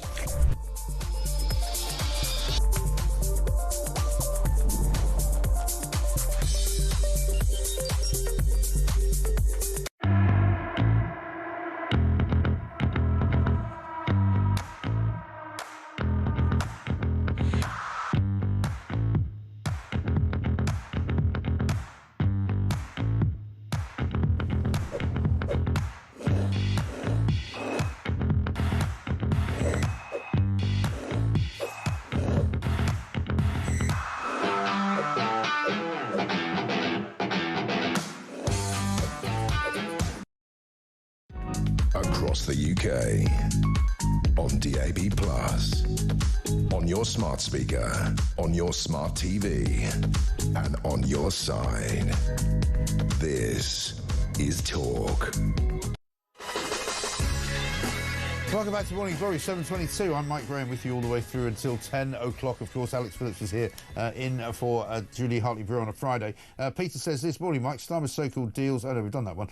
Morning, Mike, says Stephen Ipswich. I watched the VE celebrations last night on TV. It makes me so sad to hear the harrowing stories of the dwindling number of veterans and what these heroes fought for. How many died so that we defeated tyranny and vile ideologies? Then I feel anger to Starmer, who seems he cares more for foreign illegal immigrants than he does for our own citizens. I think that is a recurring problem. Let's get a voice note from Russ. Morning, Mike. Russ here from Hertfordshire. I'll tell you what got on my nerves about this deal was how Starmer, the harmer, kept saying, Donald, like you said. Donald this, Donald that. What a plonker. He's such an embarrassment. The guy's a complete idiot. Get rid of him. Thanks, Mike. Take care. Bye-bye. Absolutely right. He should refer to the president as Mr. President, shouldn't he? I mean, even Donald Trump referred to Starmer as Mr. Prime Minister, and then he comes back with Donald. What an absolute plonker. Rodney! Here's Starmer saying Donald. Thank you, Mr. President. Donald and Donald. I mean, he just can't help it, can he? Let's talk to Andrew Griffith, Shadow Business Secretary, of course, for the Conservative Party. Andrew, very good morning to you. Good morning, Mike. Always good to be on the home of common sense. Absolutely right. Good to see you on a Friday as well, down there in Parliament, because a lot of people think you guys don't work on a Friday, so it's very nice to see you there. Donald, you know, he keeps telling us this is the greatest deal in the history of deals. It's probably the worst deal since the one he made before a couple of days earlier with India, isn't it? Well, it's certainly not a great deal. It's not a historic deal. It's a deal that still leaves British exporters paying higher tariffs than 2 months ago. I can understand, look, if you're in the car industry and we're looking down the barrel of those 25% tariffs, that you welcome this. But this is a million miles away from being a comprehensive free trade agreement of the sort that we were pursuing. Would do so if we got back into government. We wouldn't have lost the services of Crawford Falconer, our chief negotiator. We'd have got into the room much more quickly after the election, not waited until the inauguration. And it's a big oversell. You could see how needy the Prime Minister was yesterday when he was on the telephone into the Oval Office, kept referring to the Prime Minister as Donald. Look, the reality is that we need the proper deal, the deal that genuinely reduces tariffs to a position that is lower than when this government came into office, and that's just one of many things that we need to get our economy motoring again. You know, what's he doing about energy? When's he going to reverse the employment rights bill that's going to throw thousands of people out onto the dole? Yeah, well, you were writing about this and you did a video, I think, with Toby Young this week, didn't you, on the Employment Rights Bill, because part of the Employment Rights Bill is the rights of people in hospitality, particularly, to complain about what they might be overhearing if you happen to be dining in a restaurant or talking to somebody in a pub, which is basically a sort of a ban on banter, isn't it? Absolutely, you're spot on. It is a ban on banter. It's a ban on things you might overhear. It's not about sexual harassment. It's about literally you can be serving in a pub or a bar or a restaurant or at a sports venue and take offence to something that you overheard that was never meant, never directed at you at all, possibly a T-shirt you're wearing. You know, really chilling, Mike. You know, we one of our fundamental tenets of our society and democracy is freedom of speech. It often doesn't get attacked directly, but through these indirect attacks, such as we see in the banter ban in the Employment Rights Bill, everything that you and I say, sometimes even the things we think, are under real threat. Yeah, absolutely right. Speaking of some of the things that we think and some of the things that we say, can I play you Lucy Powell's apology from yesterday in the House of Commons? This has been a long time coming, almost a week after she upset an awful lot of people by her comments on Radio 4's Any Questions. Have a look. Can I actually thank him for raising with me what I said in an episode of Any Questions last week, so I can be absolutely clear with the House today, especially to the victims and survivors of child sexual abuse and grooming gangs, that I am very sorry for those remarks, as I made clear over the weekend. I and every member of this government want your truth to be heard, wherever that truth leads. Your truly appalling experiences need to be acted on, for those responsible to be accountable and face the full force of the law, and for justice to be served. Yeah, I mean, she says she's sorry, but I don't really believe that she is. A lot of people were calling for her resignation last weekend. Are you surprised that she's still in office? Look, we're all human.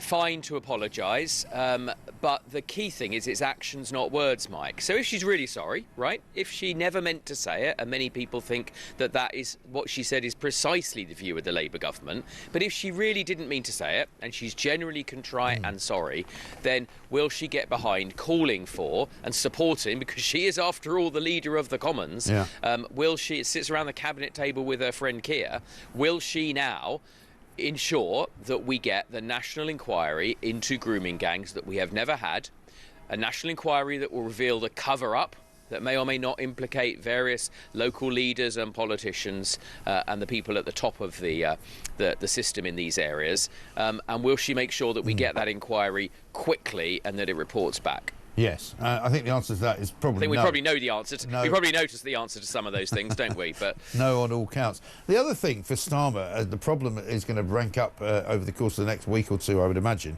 A lot of people in his own party now calling for him to reverse ferret on the disability allowance decision that's been made to take disability benefit from people.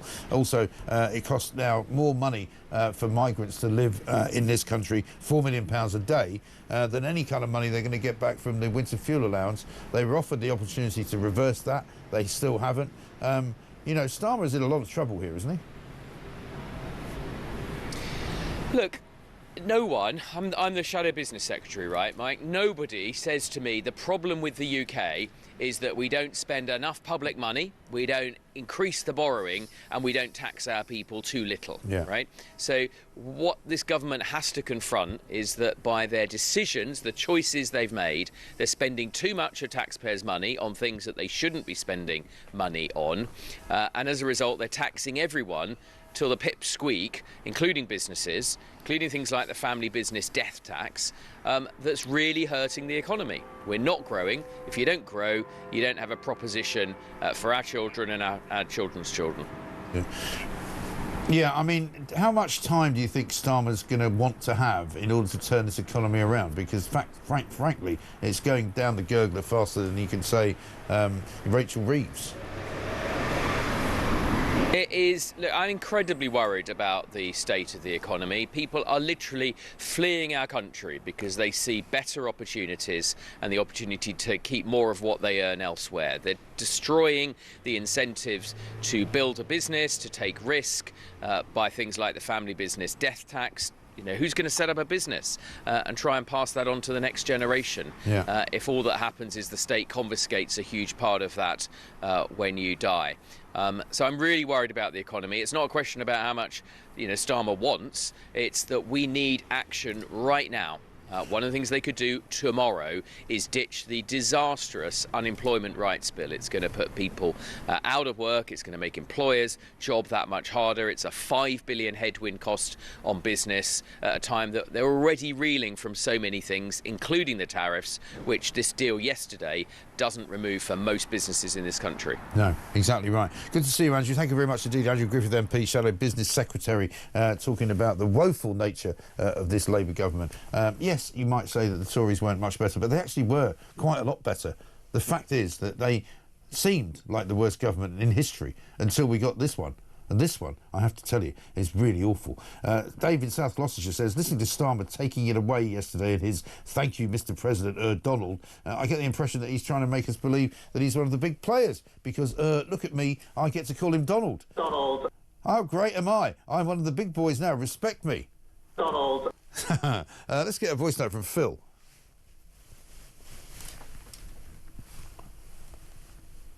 Like Phil from Nottingham, these two trade deals, the fact that Trump and the Indians are absolutely raving about them tells you all you need to know. They've negotiated a great deal. We haven't. Basically, what we've done is we've been absolutely desperate for some good news, and we've capitulated and signed basically anything they want. Oh, and great news, 0 tariffs on steel. We don't make any steel.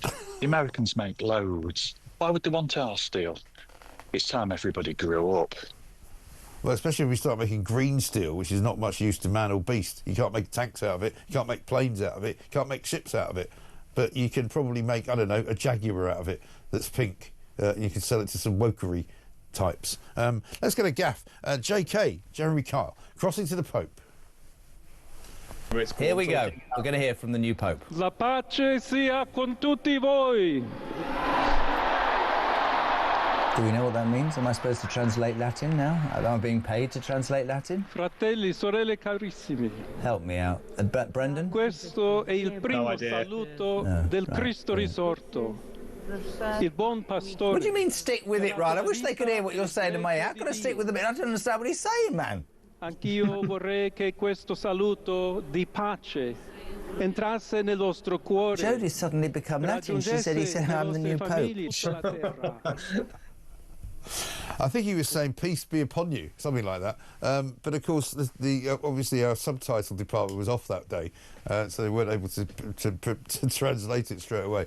It is Gaffe Prone Friday, of course. Don't forget, you can always get Morning Glory on a podcast if you haven't got it during the day. If you haven't seen it live, you haven't watched it live, you're missing out massively. 6 to 10 every single weekday morning. But there is a podcast out there where you get your podcast. There's a new Talk app as well, by the way, which has also got the podcast on it. So if you get yourself signed up to that, you'll never miss anything. It'll be a thing of great beauty. And we also share the app with all the other broadcasting titans that we have here in the building, TalkSport and Virgin Times Radio as well. So you get everything there that you need. Actually, maybe not Times Radio. Maybe they've got their own. 7:34.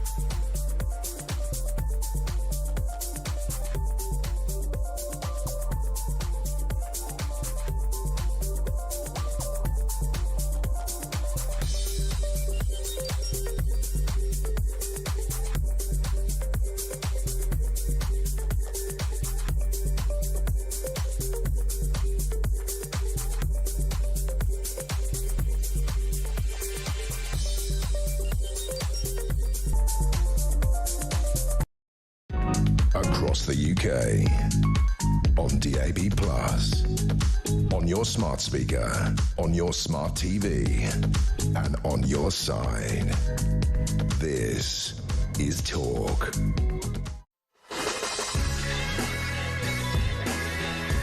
Welcome back to Morning Glory, 7:35. I'm Mike Graham. Stephen says, morning, Mike. Steve from Middlesbrough. Donald this, Donald that. Well, what do we expect from our Mickey Mouse Prime Minister? And Richard, similarly, on Costa del Sol. Can't wait for Starmer to call him Donald Duck. Yeah, Donald. I know. Donald. You know, Donald, where's your trousers? Is something that they say in Scotland quite a lot. Let's talk to Theo Usherwood, because number 10 made a bit of a gaffe of their own yesterday. Theo was on the way to Jaguar Land Rover to try and figure out what this American trade deal was all about. But it turned out he was in the wrong place. Have a look at this.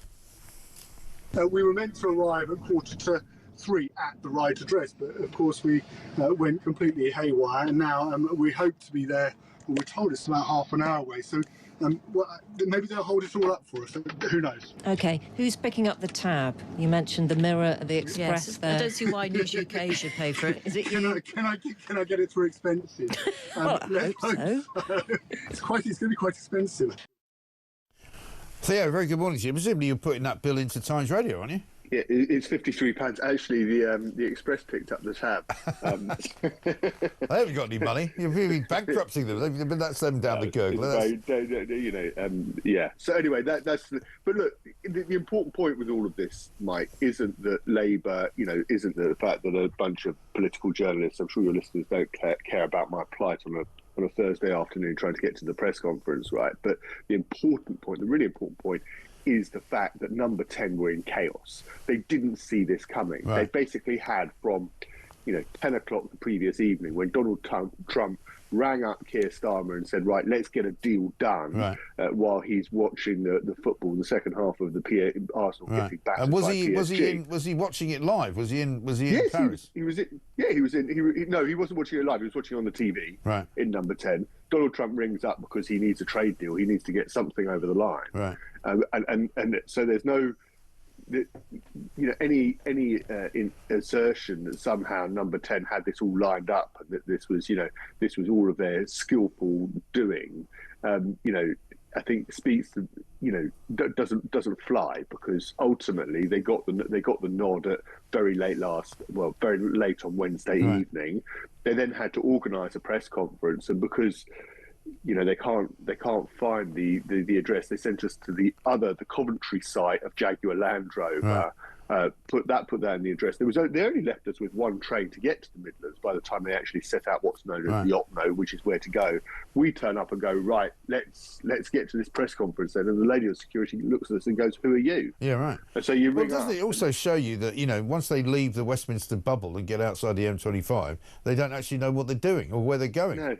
No, and you would think, just that you only have to send, and it was just a blanket email to everyone. This is where you need to go, and I noticed the son Noah Hoffman, never, she didn't read the press notice. She knew she'd been to a previous announcement. Just thought, okay, it's Jaguar Land Rover, and just went straight to the Solihull site and stole a march on us all. So fair play to the son on that one. But yeah, look, the important point is that this was hastily arranged. It was arranged at very short notice. They want to, don't let any of your listeners be fooled that this was, months in the making, and this was exactly what they wanted, and how they wanted to do it, and they wanted a clear run to commemorate VE Day, and then they had to arrange this press conference because Donald Trump said, let's get it over the line. Because a lot of people have been critical, saying, it was VE Day, why did you have to do it now? Similarly, why did he have to tweet out that the Bank of England interest rate had fallen by 0.25 while he was supposedly inside Westminster Cathedral? You and I both know that he's not tweeting that personally, but, again, it talks to the management of the whole government, and it's not good, is it? No, it's not good, and it doesn't give the impression that everybody has it all within Number 10 and within the government has it all under control. The other thing I think is worth noting is that there was no mention of Brexit yesterday. You can say what you like about what's happened since we left the European Union, but Donald Trump made the point we would not have done that deal had we not left the European Union. There was no way to do that deal. If you are inside the European Union or you are tied to the European Union, and it's worth reminding your listeners, of course, that Keir Starmer campaigned vociferously against our exit from the European Union, then we would have not been able to do that deal with Donald Trump. So it's because we left that, and the boss of Jaguar Land Rover, turned around at the beginning. Actually, I thought his speech was very interesting when he said, the deal for the automotive industry has saved something like 250,000 jobs. So it's just worth bearing in mind that we may have waited a long time to get the benefits of Brexit, but they really came home for us yesterday. Right. So when anybody asks now on social media, can you say one benefit of Brexit? One benefit of Brexit, 250,000 jobs. Yeah, there you go. 250,000 highly skilled jobs. Yes. Theo, thank you very much indeed, and thankfully you're in the right place at the right time for being on this show. Theo Rushwood, political commentator there, having been sent to the wrong Jaguar Land Rover plant by a Number 10 sort of press office in chaos, it sounds like, yesterday. Let's talk to Shankar Singham, CEO of Competeer, former advisor to the US Trade Representative and the UK Trade Secretary as well. Shankar, very good morning to you. Good morning. Good to talk to you. What do you make of this deal? I mean, it's great that the deal has been done. I think we could all say that's a good thing. But it's not quite as sold by Keir Starmer, is it? Well, I mean, aside from the comments that Theo made about the sort of chaos of this, but I mean that is an element of getting all of this across the line in I think barely just over a month from the announcement of the Liberation Day tariffs from President Trump. So this is moving at a speed that is completely unknown in trade negotiations. So we do need to sort of say that. Well, they sometimes take years, don't they? Well, most of the time, to get a deal done as the UK did with India in 3 years is lightning fast. I mean, that is lightning fast. So to do a deal in a month is extraordinary. Yeah. Now, let's be clear, though, that this is a framework agreement. It's what they're calling a US-UK economic prosperity deal. It's a framework that contains certain things that have been agreed, and it's important not to underestimate the things that have been agreed. So, for example, the UK gets 13,000 metric tons of beef access into the US market, duty-free. The US goes from... UK has had, because of its European tariffs, very high tariffs on agriculture. 1,000 metric tons of beef for your viewers and listeners is tiny. It's nothing, basically, and that has was at 20%. It's now 0% for 13,000 tons. Right. It's not even 13,000 tons of beef is not a lot of beef, but it is a significant change, and that has been locked in. There's substantial tariff reductions in various sectors that have been agreed. But what's most interesting, I think, is what they are going to be negotiating now. So the way to look at this deal is it is as the US Trade Representative has now made clear, this is the beginning of a negotiation. This is a framework, and they're going to be negotiating things like within steel and aluminium, where we've succeeded in lowering those tariffs from 25 to 0, provided that we have a steel and aluminium joint production, essentially. It's almost and the economic security piece of this is a joint defense production area between the US and the UK, and that's very, very interesting. And the UK may be the only country able to do that because of its defense and intelligence sharing partnership with the US. Right. So we can also only do it if we continue to make steel in the blast furnace in Scunthorpe, presumably. Well, not only can we only do it if we make steel that can be part of that supply chain. But also, what's very clear is we've aligned through this deal with the US's approach to China. So if our production of steel includes Chinese, and this extends, by the way, to production facilities. So if the Chinese own the production facility, that will not be part of this deal. Yeah. So what the UK and the US have essentially agreed is that we will have a common approach to countries like China that are massive distorters of their market in steel, and aluminium, and other things, and that those Chinese distortions have caused massive problems for both the US and UK domestic manufacturing industries, and they're now sort of aligned on how they're going to deal with that. So there's a lot in this framework agreement that if those things that have been discussed as being part of the framework agreement become the actual deal, when the deal actually comes, that's a very big deal. Yeah. For sure. I mean, the Telegraph's got a version of what you've just said, saying that Donald Trump's been handed a veto, effectively, on Chinese investment in Britain, because not only where it refers to steel, it also refers to pharmaceutical goods as well, where it says that basically the White House wants assurances that any steel and pharmaceutical product exported to the US do not originate in China. So, I mean, is that, in a way, giving away part of our UK sovereignty to make those decisions? Well, I mean, I think what the US has been saying consistently for many decades, actually now, really, since China's WTO accession is, and in fact we've been saying it too, and so is the EU and the Japanese, that China is a massive distorter of its market. Yeah. It engages in predatory activity, it engages in distortionary activity that has caused, I mean, the reason that we have these steel closures in Port Talbot and Scunthorpe and previous to that Redcar was because of China overproduction. And what's really interesting is that now the US has this huge tariff on China, the Chinese are having to absorb their own excess production, which is causing deflationary pressure in China.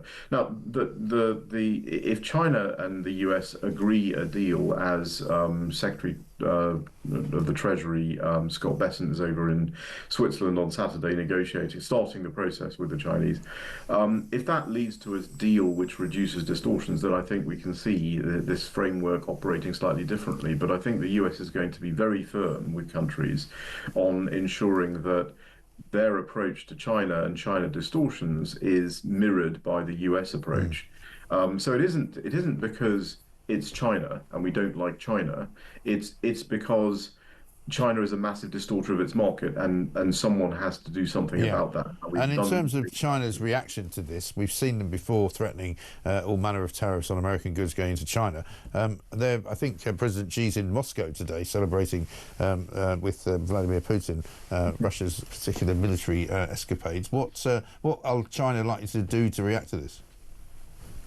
Well, there's a limit on what they can do. So if you recall, when the US put the huge tariff on China, China retaliated itself with large tariffs, but then proceeded almost immediately to grant a series of exemptions in those tariffs because they couldn't actually survive without some of the US products that they were buying. Now, clearly, it is bad for American agriculture to have these tariffs that the Chinese have imposed. It locks American agriculture out of the Chinese market. That's a very important market for them. And that's one of the reasons why the Secretary of Agriculture is in the UK and is traveling around the world trying to sell, American agriculture to other countries and gain market access in other countries. And I think that's why there will be pressure on the UK, notwithstanding the fact that they've agreed that the UK can maintain its SPS rules. I think they will have a very different view if the UK dynamically aligns to the EU's SPS rules. Right. So I think because this is an ongoing negotiation, right? This deal has not closed. Yeah. The beginning of a negotiation, and if the first thing the UK does in the beginning of this negotiation is to dynamically align to EU regulation, that is not going to bode very well. No. For this agreement. And your point that you made earlier on, of course, none of this would have been possible without the UK leaving the EU and without Brexit. The India deal that the UK just signed would not have been possible without without Brexit. So in a sense, from a UK perspective, you've got first accession country to the CPTPP, first major country to do a deal of any serious kind with India, and first on the starting blocks for the economic prosperity deal with the US. Reduction of the steel and aluminium tariff, reduction of the car tariff. I mean, we sold 102,000 vehicles to the US last year. We've now got a commitment that 100,000 come in at 10%, not at 27.5. So these are not small things. Yeah. And all of those things are possible for one reason and one reason alone, and that's that we're not members of the European Union. Yeah, thank goodness for that. So we should be very careful not to do anything that complicates that. Yes. Very no, I think it's a very smart move by Trump, actually, to kind of guarantee that as well. Shankar, good to talk to you. Thank you very much indeed. Shankar Singham there, explaining, as the CEO of Competir and former advisor to US trade representatives and the UK trade secretaries, that basically Donald Trump has kind of spanked Keir Starmer and said to him, look, here's what you're going to do with China, here's what you're going to do with the EU. And if you don't do those things, we will not actually do deals with you. We will cancel this deal altogether. So it's actually a lot better for those of us who think that leaving the European Union was a good idea. So Donald Trump has not only secured a very good deal for the United States of America, but he's basically done a good deal for those of us who think that the European Union is a bad thing. Quite simply. Carl has a voice note for us. Morning, Mike. It's Carl in Manchester. Excellent show as normal. Yeah, I totally agree with what you said about Keith Starmer. It's just total deflection. These last couple of deals, I mean, the only positive I can see coming out of them is that the UK is going to have the best beef curry in the world. But apart from that, the US wins. Bye. Actually, you're wrong about that, because the best beef curry in the world is made by me. But that's another story. Maybe one day I'll make it for you. We're going to cross live now, before we do anything else, by the way, over to Birmingham, where the bin crisis continues. Somebody's put a giant inflatable rat at the picket line. I don't know whether that's supposed to represent one of the unions or whether it's supposed to represent Birmingham City Council. But there they are, the Unite boys out there on their picket. There's a lot of them, by the way. I thought there was only about 27 of them that were actually on strike. They've managed to double that number and get them all on a picket line. Hey, marvellous. Down the pub at 1 o'clock, no doubt, or something like that. It's early morning up there. People keep telling me, though, and Kevin O'Sullivan's one of them, he was up in Birmingham, went for a football match, and most of the people there say it's only in a small part of Birmingham. It's not all over Birmingham. What is going on? Tell us the truth. 0344 499 1000. If Lucy Powell is truly sorry, says Andy, why does she need to read from a script? Good question. And Tim says, Tim here, Starmer reminds me of Boise from Only Fools and Horses, but he's selling us, not motors. Brian says, morning, Mike, anybody can make a bad deal. How can Starmer claim victory when this deal benefits the United States? And Mark says, why is that moron Keir addressing Trump as Donald, like a mate being introduced in a pub? The guy thinks he's popular, but he's a bloody moron. Says Mark in Caterham. Donald. 7:52.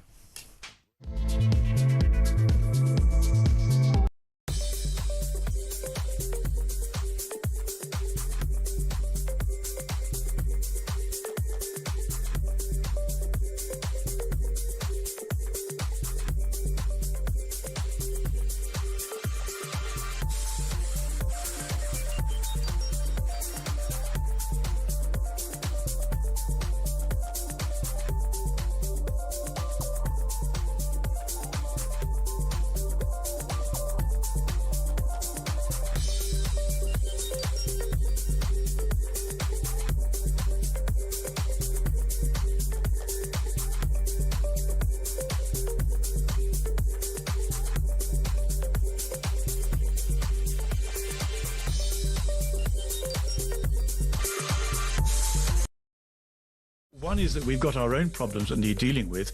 There's been a sexual scandal and a financial scandal. Catholics are human beings. We suffer the same vulnerabilities as anybody else. The Pope's got to clear those up. But actually, when you think of it, he's the inspired leader of 1.4 billion people. If you can get 1.4 billion people on the same agenda, then the chances of renewing our culture are really very large.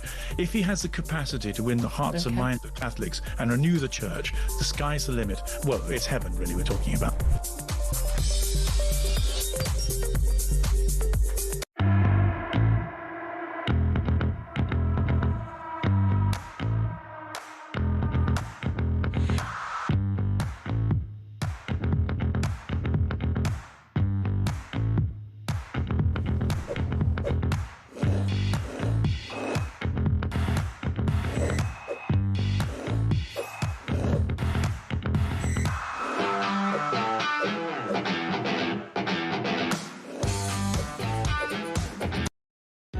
Across the UK, on DAB+, on your smart speaker, on your smart TV, and on your side. This is Talk. Welcome back to Morning Glory. I'm Mike Graham with you all the way through until 10 o'clock. Alex Phillips will be here then. One here from Margaret, who says, what a great TV for the Vatican City. After the white smoke, then the very colourful guards. Couldn't take your eyes off it. Wow! And also she says, P.S. Love JK's Scouse accent. Very good. Yes, indeed. We'll talk to Gavin Ashenden about the Pope in a minute. Here's a voice note from Andy. Morning, Mike. It's Andy from Birmingham. Hope you're having a great day already, mate. Going on about Starmer and this yesterday, I was driving out back from work in Hereford and I had to turn the radio off. It was cringe, not because Labour have done a so-called deal, the devil will be in the detail, but it's the way that obviously Trump handed over to him. It reminded me of the Eurovision Song Contest years ago when they used to go, and now we're handing over to, like, in the toilet of Jaguar Land Rover in Birmingham, Keir Starmer. Good morning. Hello, Donald. Mr. President Donald. How embarrassing. Anyway, mate, great show. It really is tragic, isn't it? Tragic how it goes from, Donald Trump, the sort of master of the universe type in the Oval Office, to Keir Starmer on the other end of the phone. Hello. Donald. Hello, Donald. Hello. How's it going? Gavin Ashenden's here, British Catholic layman and associate editor of the Catholic Herald, and also former chaplain to the Queen, it says here. Gavin, very good morning to you. Hello, Mike. Good morning. I mean, we talk about pomp and ceremony in this country, but they do it pretty well in the Vatican, don't they? It was pretty splendid, wasn't it? Very, very beautiful, very exciting, very dignified. Yeah. I think the Catholic Church can claim to be one of the most beautiful and attractive organisations in history. It's great. Yeah, well, I mean, I suppose people might argue about that, but certainly in this kind of context, there are many things that they do well, and this is one of them. There are many things that they don't do quite so well, of course, but we could get into that in a little while. True. What can you tell me about Pope Leo? He seems to have spent quite a lot of time in Peru, quite a lot of time in South America in general, but he's originally from Chicago. A lot of people going, well, did Donald put him in there? Well, of course not. But the first American is quite surprising. Well, I think it's a great joke going round that this is a validation of Donald Trump's tariff policy, because even the Pope is now made in America. He's a man called Bob from Chicago. Right. But moving on from that, there are three things we might look at very briefly. The first is his name. The second, what kind of man he is. And the third, what he believes. Yeah. The name's important. It's a kind of branding in Catholic terms. Leo XIII was an amazing guy. Came to the papacy at the end of the end of the 19th century, and he combined a very astute political and theological grasp with a real deep spirituality. There was an extraordinary coincidence because Leo XIII had an encounter with the devil in the Vatican, and it was he who got the prayer to St. Michael the Archangel written into the Mass. He had a very clear sense of the evil that was coming on in the 20th century. And by choosing his name, Robert Provost is saying, look, I intend to combine astuteness and spiritual depth. So that's very encouraging. The people who've met him said he's about the most authentic human being they've met. They really like him. You come away from a conversation with him thinking, this man's real, this man's true. That'd be very good for us, because Pope Francis was complicated. Let's leave it at that. Yes. What does he believe? He believes a number of things on the left that I think don't matter very much. In terms of green policy, he thinks reciprocity rather than tyranny is better. Well, that's fine. He wants to criticise J.D. Vance. Well, let him. That's okay. Yeah. Most importantly, on sex, he's Catholic, and the reason that matters is we don't want a civil war in the Catholic Church. So he says, for example, to well, let's call them blended families. The Catholic Church stands for a woman and a man having children, and that's that. That's going to be a huge relief. Yeah. We hope very much. One of the things I don't get is why sort of activists want that to change. It's like he's the Pope, he's the head of the Catholic Church. What would you expect him to believe? You know, that's what he should believe, isn't it? Well, absolutely. The trouble is the activists want a cultural takeover. Yeah. And one of the things standing in their way is the Catholic Church. Right. I'm very pleased to say, you know, people can choose what they want in life, but I'm very pleased to say that if the Catholic Church keeps its beliefs through this new Pope, they can choose to be Christian and Catholic and have a stable society. Yeah, absolutely right. Gavin, I wish we had more time. We'll come back to you once he's been in for a couple of weeks and see what he does first. Sure. Good to talk to you. British Catholic layman, former chaplain to the Queen, of course, Gavin Ashenden. A man knows a thing or two about the world of religion. And some people don't think the Catholic Church and the Pope is a very important story, but I think it is. In this day and age, as somebody pointed out to me, Christianity needs to be defended by someone, and who better than the Pope? Coming up in the next hour, John Rentoul's going to be here.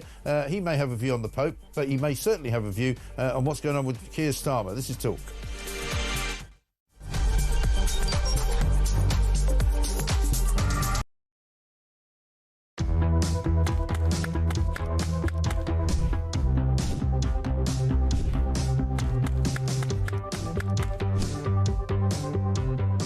Is it transphobic to say only women have a cervix? Well, it is something that shouldn't be said. It is not right. A woman is an adult female, and the court has made that absolutely clear. I actually welcome the judgment because I think it gives real clarity. It allows those that have got to draw up guidance to be really clear about what that guidance should say.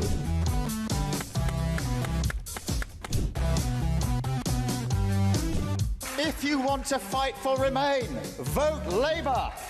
Now, there are some who say we don't need Brexit to work. We need to reverse it.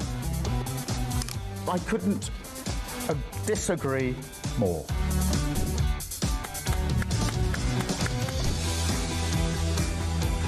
Day after day, there are new allegations of sleaze, of favours, of privileged access. And it's all very well the Prime Minister saying, well, say now, well, I'm paying for it. You've decided to repay £6,000 worth of gifts. Lord Ali is facing an investigation. I wonder how concerned you are that your biggest donor was not fully transparent. Are you saying you made a mistake? It was right for me to make those repayments. Thank you.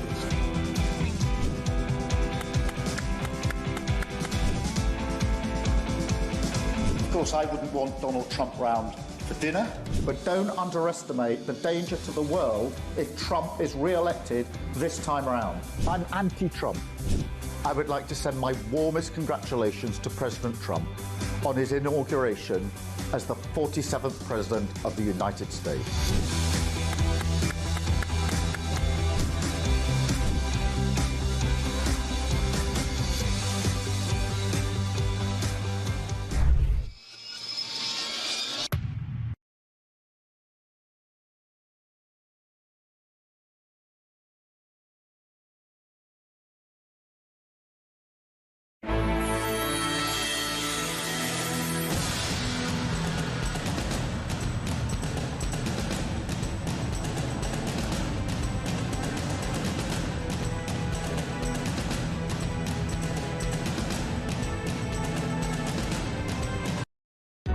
Across the UK, on DAB+, on your smart speaker, on your smart TV, and on your side. This is Talk.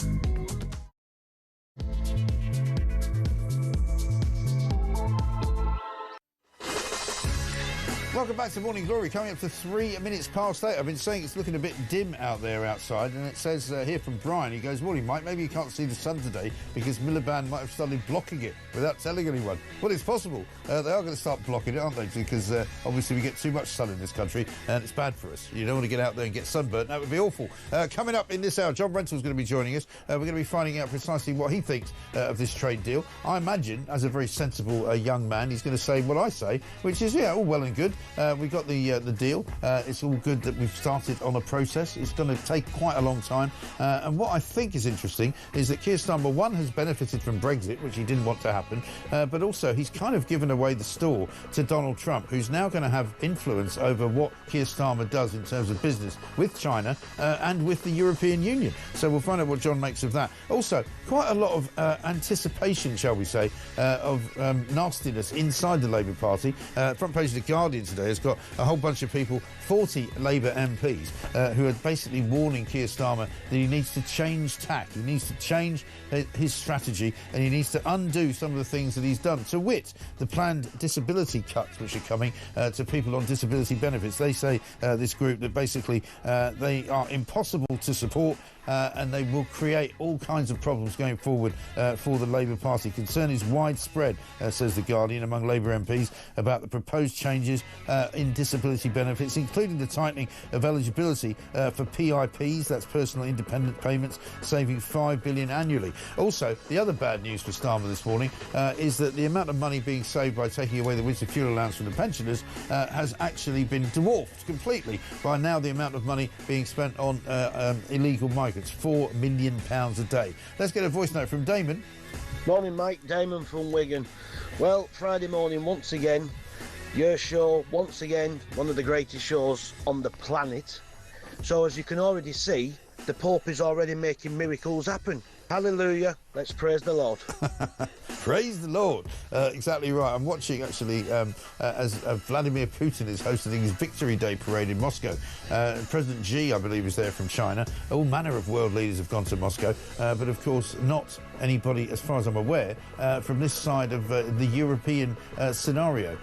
Nobody really from what you might call the Western alliances has gone there either. But we've got much to do. We're going to be talking about the Jaguar car, because they're hunting for a new ad agency, because we did say if you go woke, you go broke, and that looks like what they're going to do. We're also going to talk as well about what on earth happened when a restaurant waitress gave away a £1,500 bottle of wine and didn't charge the right amount of money for it. Absolutely extraordinary. Also, Meghan Markle is apparently being sued for £7 million because of something you put in the bath. Which one person put in the bath and didn't have a very good experience with. 0344 499 1000, a big weekend coming up, of course. It's been a VE Day week. It's 6 minutes past 8. Let's get it on this Morning Glory.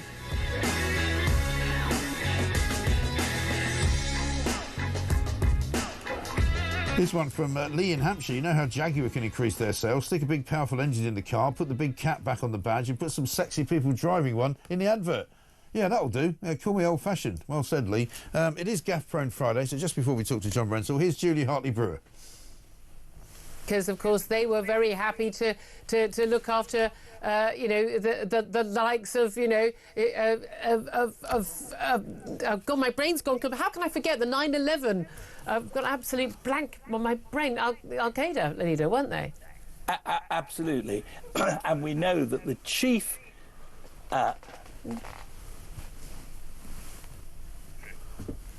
What's going on there?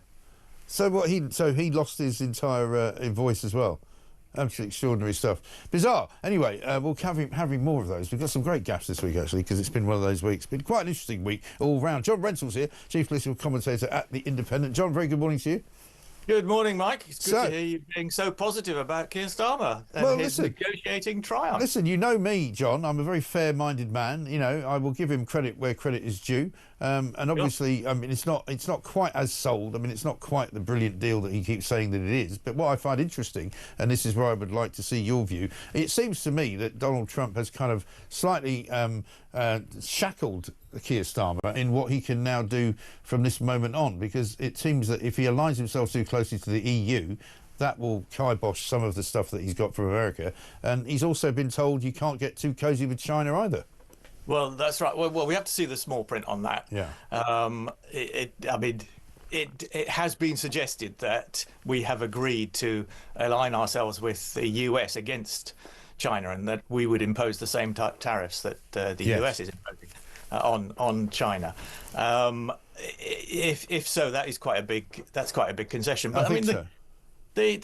But the overall picture, Mike, as you know, is that Keir Starmer has negotiated 2 huge trade deals in 2 days, and they will benefit everyone in this country. I mean, not by a huge amount, but I mean, certainly. I mean, I think there's a free trade agreement with India is a huge opportunity. Yeah. I think the Indian one's a bit more problematic, but we can come back to that. But just to keep on the China reference, according to a piece in the Telegraph today, the White House has asked for assurances from the UK that any steel and pharmaceutical products exported to the US do not originate in China. So, I mean, there's a slight kind of, caveat there, isn't there? So make sure that sounds perfectly reasonable. No, it does sound very reasonable. Don't have a problem with that. It sounds very reasonable, but it doesn't feed well into the Starmer mantra, which is that, China has been probably the most visited destination of all countries by government ministers from this country since they got in July. David Lammy's been there, Rachel Reeves went there. There's been an awful lot of activity going on. I think Jonathan Reynolds went there as well before he began running British Steel, maybe to pick up a few tips. I don't know. But basically, an awful lot of you would think a lot of activity has been done in terms of trade between China and the UK. Well, that's a good thing. We're in favour of free trade, Mike, and I'm not. We've now got okay. No, not in favour of free You're trade. In favour of being poor. No, I'm not in favour of free trade if the free trade allows China to come in and ruin every market that we've got because they could undercut us. And you know as well as I do that the Department of Defence has now said if you've got a Chinese electric car, you're not allowed to park it anywhere near a Department of Defence building for fear of all the interference that they can run and because of all the bugging they can do. And you mustn't charge your mobile phone in your car. But obviously, you've got to be careful with China. But nobody's suggesting. Well, you mean like a Ming vase, that kind of careful? Well, that would do. But nobody's suggesting that we should cut off relations with China. And it is a huge market that we want to have access to. But do we sell? I mean, I don't know. I mean, I don't know whether you know. Do we sell much stuff to China? We do. We sell pink Bentleys because I've been up to the Bentley car production line in Crewe. Pink Bentleys. So how many pink Bentleys can you make though? You can't make that many. You can make an awful lot, and you can sell them for vast amounts of money to these Chinese princelings. Yeah. I walked past. This is just apropos of nothing, but I was hanging around in Mayfair. I walked past a Rolls-Royce dealership, right, and they've got a new Rolls-Royce in the window, which appears to be a sort of sporty-looking Rolls-Royce. 445,000 quid. And I was going, for a car? Are you joking? these are amazing products. I mean, people will pay an awful lot for them, and that's why we want to sell them to America. Yeah. And that's why it was a good deal that Keir Starmer got yesterday, because we'll be able to sell 100,000 of these fancy cars to America at low tariffs. Yes. No, listen, I'm not against any of that, and I think that's a good thing. But on the face of it, particularly if you look at Donald Trump's tweet, the White House tweet that came out, tariffs are still better now for the American side than they are for the British side. That's a bit of American propaganda. Well, no, it's not propaganda. The numbers are there. The tariff rate on British products going into America is still higher than it was before Donald Trump was president, and the tariff rate on British goods, on American goods coming into Britain, is lower than it was. Yeah. So therefore, it is better for America. There's nothing wrong with admitting that, is there? Well, no, it's not better for America because free trade is in everybody's interest. Yes, no, I know, but the tariffs. Donald Trump we're paying higher tariffs than he is. Something on social media that looks as if America's got a good deal, but everybody knows that free trade is in everybody's interest, and the fact that we haven't got proper free trade, the fact that these tariffs are still there, is a bad thing. But Keir Starmer has achieved a negotiating triumph. He's got a trade deal with America, which previous 4 prime ministers wanted to get and couldn't get. Yeah. He's delivered it. But there weren't any tariffs. Not there. only that, he's delivered a deal with India, which previous prime ministers were desperate to do by Diwali in 2022. Yeah. And he's also got a deal with the EU. Yeah, but the reason in a couple of weeks. Yeah, but the reason the Indian deal didn't get done with Kemi Badenoch was because they wanted to have the national insurance exemption, which she wouldn't grant them. And No, that's not true. She agreed that. That's now been granted. That's why the deal's been done. But let me give you some... No, that's not true, Mike. Well, it is true. Yes, it is, actually. She didn't agree it because they wanted visas, which she said no to. Jonathan Reynolds said no to it, and the Indians agreed. But the problem is that this has now opened the floodgates, if you like, for people to bring in. No, it hasn't. No, yes, it has. Because it hasn't changed the visa regime at all. No, but you don't need a visa. You can come in to this country as an Indian, as a temporary worker. You can have the right to vote here. You can have the right to live here for 3 years, and you can have the right to live here without paying national insurance. And normally speaking, those kinds of reciprocal agreements are only done with countries where an awful lot of British people go backwards and forwards to those countries, like America. Yeah. But people don't go and work. I've never worked in India. I don't know about you. There's not that many people going to India from here to work. But let me come back. I don't know the numbers, but I mean, the Indian market is a huge opportunity for British companies. And well, you're not going to sell many pink Bentleys to India, are you? Well, you don't know, Mike. I mean, I don't know what we sell to India, but I mean, there is. Well, we give them foreign aid for a start. Are we going to stop giving them that? Well, I think the foreign aid budget has been cut, hasn't it? So I imagine but it hasn't been completely. It hasn't disappeared. But let me give you some numbers. It hasn't disappeared because we're spending it all on asylum seekers in Britain. Well, there is a bit of that. How about these numbers for you? Right, it's basically said that the tariffs on the US were 5.1% on average, and now I know what it says. Mike. Well, hang on. You said propaganda. There's no point reading that. No, it's not propaganda. These are the figures of the tariffs. I'm just saying that the Americans are better off than the British are. Why can't you just accept that? No, they're not. They're not. Well, why don't you let me say the numbers then? Well, why don't I say imposing tariffs? Well, why don't I say the numbers and everybody else can judge, right? Rather than you trying to shut it down. 5.1% was the average tariff, which has now gone down to 1.8%, which is what the Americans will pay. US tariffs on the UK were 3.4% before Trump took office, and are now basically 10%. So, it's still I'm not arguing that it's not a good thing that we've done a deal. I'm just saying that it's more beneficial to America than it is to the UK. That's all. No, that's absolutely not true. Well, on those numbers, the point is what Keir Starmer has achieved is he's reduced the tariffs that he has reduced them. That's right. That Trump imposed. So we are better off. We are going to be better off than we would have been. If we're better off than we would have been. Yes, we're better off than we would have been, but not better off than we were before Trump came in with the tariffs. That's Donald Trump's fault because he's gone and imposed tariffs on all countries in the world. You can't deny we have got a reduction in our tariffs. Yes, that's true. But why can't you just admit that but our reductions on tariffs are actually bigger, so that he's paying even less money in a tariff than he was, right? Because that doesn't make any sense. I mean, that's irrelevant. It's not irrelevant.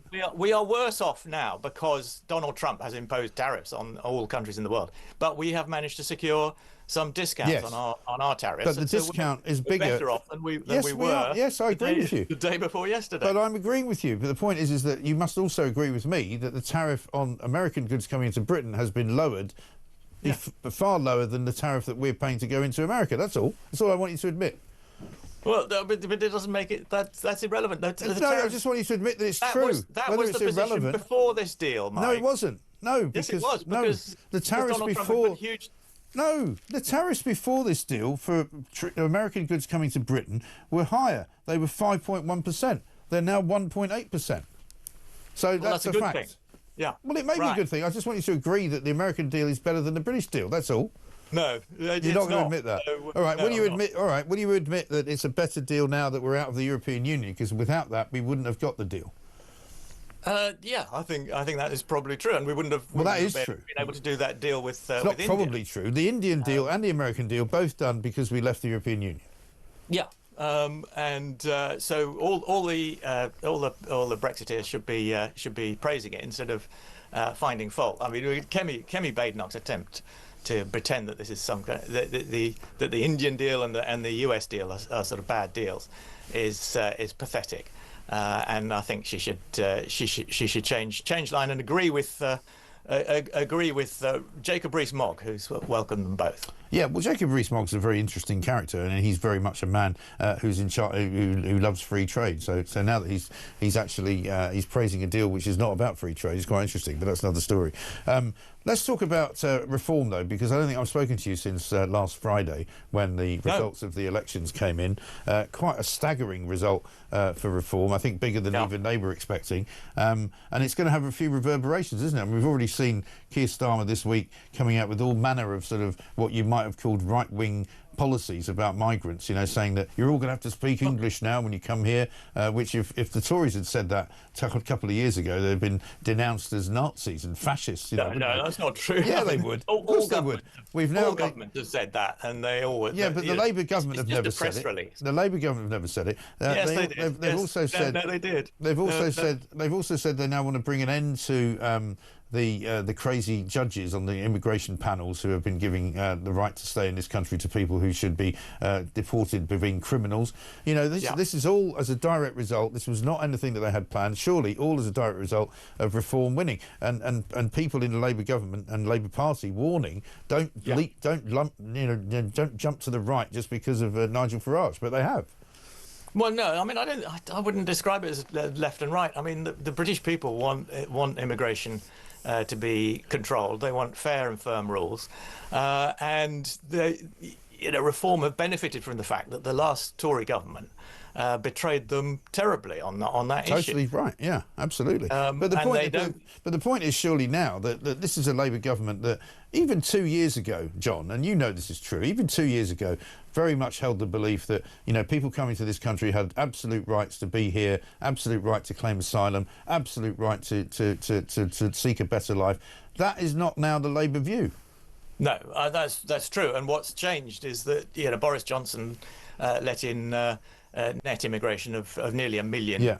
As did Rishi Sunak. 22, 23. Yeah. Anyway, I mean, a huge spike in net immigration. Nobody's. Well, there may be some people who support that, but that is very much a minority view, even in the Labour Party. Yeah, but until recently, when it became a sort of crisis, basically a lot of people, including left-wing lawyers and human rights lawyers like Keir Starmer and Lord Hermer, would have stood on the shores of Dover with a welcome refugees sign. And in fact, I can show you Yvette Cooper holding one up if you want. You know, they all did it because they all thought that was the right thing to do. Now they don't. Yeah.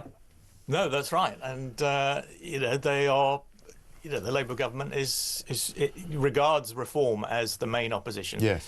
That's not new. Pat McFadden said, did he not this week, that we're now in the fight of our lives against Nigel Farage to stop him getting into power. Absolutely. I mean, that was the view in Number 10 before Thursday last week. But I mean, what happened on Thursday was far worse than anybody in the Labour Party expected, far worse than the Tories expected, and far better than reform expected. I remember, journalists were making fun of reform for failing to manage expectations because Nigel Farage was going around saying we're going to do quite well.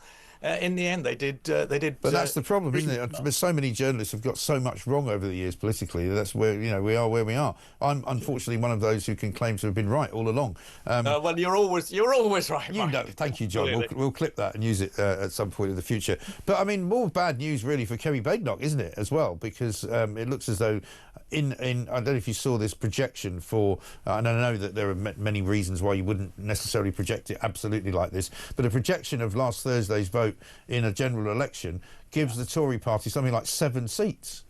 Well, yeah, but I mean, you can't project that. I mean, the next election's a long way off, but it could be worse than that. I mean, the Tories could just be wiped out altogether. I think they're on the brink, honestly. Yeah, no, I think they are, and I think they're very worried. I mean, I think that the result was extremely bad for the Tories and for Labour. I mean, you've got to remember Labour. I mean, Nigel Farage has made this point. Labour in 2021, which is when these seats were last fought, did so badly that Keir Starmer thought of resigning, and yet managed to lose 2/3 of the seats that they held then. So it was a very, very bad night for both the main parties. But in the end, I think the Labour Party can rely on a core vote, which would never go to reform.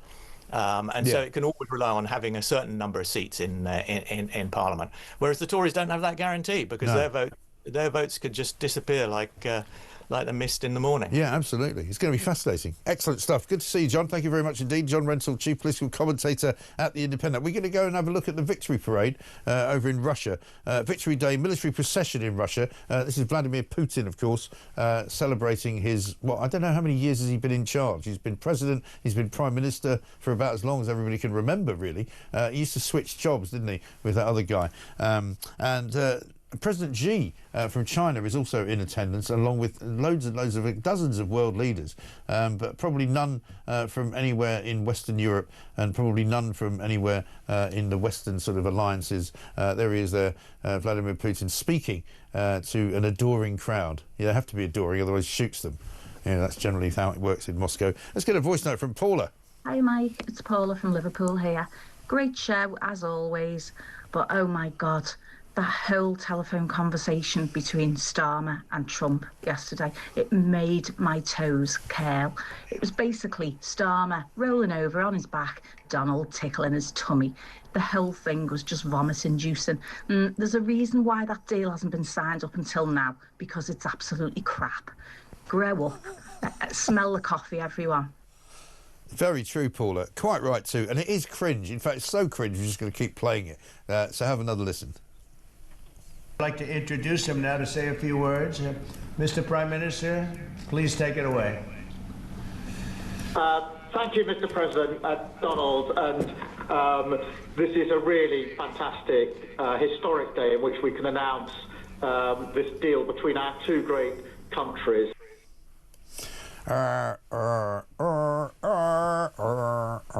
It's 8:24. Donald.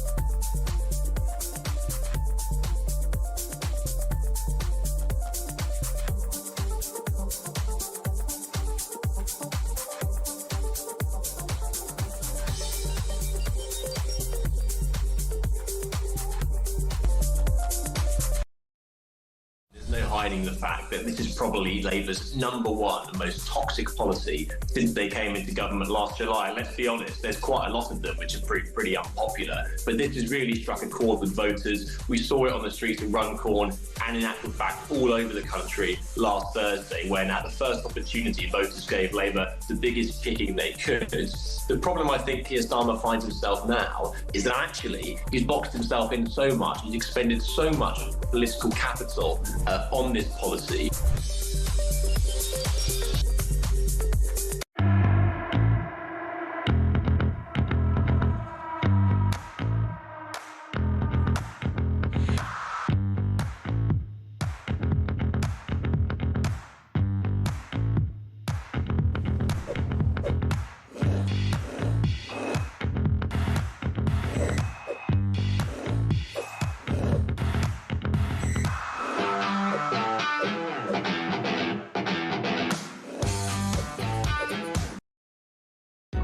Across the UK, on DAB+, on your smart speaker, on your smart TV, and on your side. This is Talk. Welcome back to Morning Glory, 27 minutes past 8. I'm Mike Graham. This from Stuart, who says, John Rentoul obviously knows nothing about business and negotiating, just like Starmer and our useless government. And Kath in Cardiff says this: why does China always get a free pass? Can you imagine a reaction from certain sections if Donald Trump or Kerry Badenoch attended Russia's Victory Day celebrations? They would undoubtedly be accused of supporting the invasion of Ukraine, etc. However, because of the greed for Chinese goods, the would-be critics stay stum. Yeah, well, there's a fair amount of hypocrisy out there, Kath, I'm sorry to say. We will try and bring it to you, of course. You can see, as we speak, all of the various other leaders there and the Russian military doing their best to look quite interesting. Amazing, isn't it, that they can amass all of these people while still being at war? There's President Xi there. He's got a giant head. I've only just noticed that. Either that or Vladimir Putin's got a very small head. Is that Rolls-Royce they're in? Or is that one of those Russian versions of a Rolls-Royce? What do they call those things? Yeah, but they've got, I think they've got a name for it. I can't remember. They've got their own limos. Anyway, let's talk to... Oh, let's get a voice note from Mark on migrants. Morning, Mike. This is Mark from Derby. I'd just like to thank Talk for always getting me my blood flowing in the morning, because I always get so angry when you start talking about the illegal migrants and how much they're costing us. Can I just say, it's dead simple. Put some boats in the water to send them back. Ban the RNLI from picking them up. For God's sake, we're going broke. Stop it now. Oh, so I'll calm down. I'm going into work now. Thanks, Mike. See you later. Well done, Mark. I hope you don't get into trouble at work when you're going shouting and raging at people, you know. But I can only do what I can do. I can only tell you the truth. The whole truth and nothing but the truth is what we do. Stephen Barrett's here, barrister and writer, a man that knows a thing or two about the truth as well. Stephen, very good morning to you. Morning, Mike. Good to see you. Lots to talk to you about, actually. I want to kick off with something I don't know whether you're prepared for, but the Iranians who have been arrested most recently over the last weekend, who apparently were plotting to blow up the Israeli embassy or worse, maybe just commit some other kind of atrocity. There's a row going on currently because Richard Tice asked a question of Dan Jarvis in the House of Commons the other day about their immigration status, and we've got back into a kind of Southport doom loop here because basically the government is saying, oh, it would prejudice a police inquiry if we tell you anything about their status, so we can't do it, which I say is complete and utter bunkum and tosh, and I'm hoping you'll agree with me. Surely we should be able to know, because if these guys are asylum seekers or if they came here on small boats, that's a massive story, isn't it? It's a massive story. It's also something that the public need to know. Yeah. And I like the fact that you're using words like bunkum and tosh, because they harken back to an earlier age when we were all grown-ups and when our government treated us like grown-ups. Yes. And what we're living through is an increasingly infantilized age where we're treated like children. Very clearly, the small boats problem is a national security issue. That's what Germany's just declared. Yeah. And really, anybody with half a brain could realise that it's a national security issue. Yeah. So either these Iranians came via the small boats or they didn't, and we need to know. Right. Very clearly, someone dangerous is going to come via these small boats. Yeah.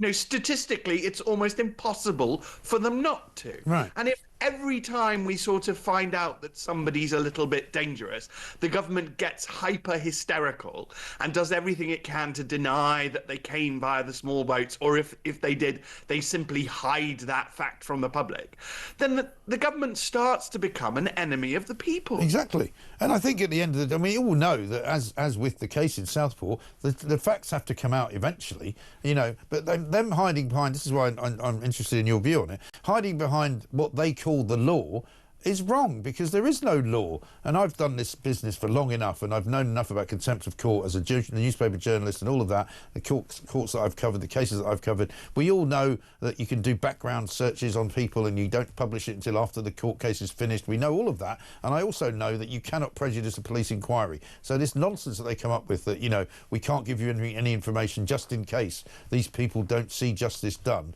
is literally, as I said, bunkum. Yes, well, and the truth, the secret, Mike, is that you and I are both saying these people because we don't even know who they are. Right. So how could we possibly prejudice anything against people who we don't even know who they are? Right. Exactly. And right. we're not really that interested, to be perfectly honest. We're much more interested in the question of, are our borders secure? Yeah. And it's perfectly obvious that they're not. Yes. Quite. And for the government to hide behind the skirt of this kind of, police investigation to pretend that they are secure is nonsense. I mean, how many times a day do you see one of these ridiculous videos from Keir Starmer saying, we are securing our borders and putting money back into the pockets of working people? I mean, just more tosh and bunkum, I'm afraid. I'm going to start using it now a lot, since you like it. Well, I do, and I'm afraid, Mike, it's pronounced working people. That's how our Prime Minister says it, so I think we ought to follow him.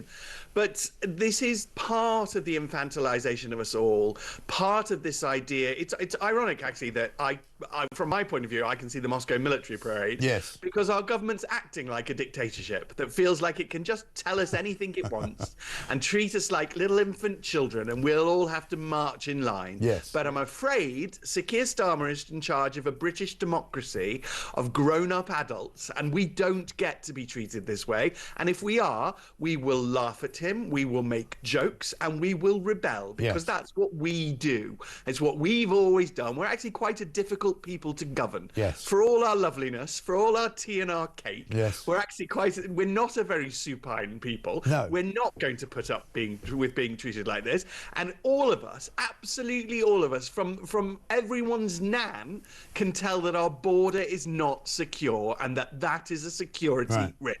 Well, it really rather takes us into all kinds of other areas, doesn't it, of what our so-called political masters have been telling us. And it's rather an interesting quirk of fate. We're only covering this because it's like live. It's actually live as it's happening in Moscow right now in Red Square.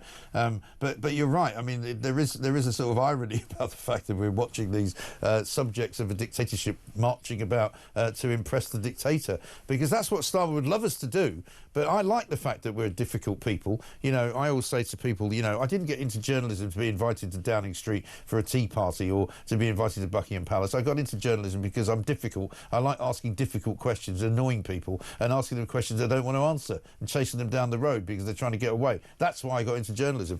And similarly, we're reading now, Donald Trump has, I think, done quite an interesting thing, and I think this will become clearer and more important as time goes by. He's put a bit of a shackle on Keir Starmer. He's told him that, we've got this trade deal, but if you get too close to the European Union, that part of the trade deal might disappear. If you get too close to China, if you start importing stuff from China and sending it on to us, we will lose our trade deal. So he's kind of said to him, watch your resetting, if you like, with the European Union, and presumably, possibly, watch your commitment to continue to remain in the ECHR.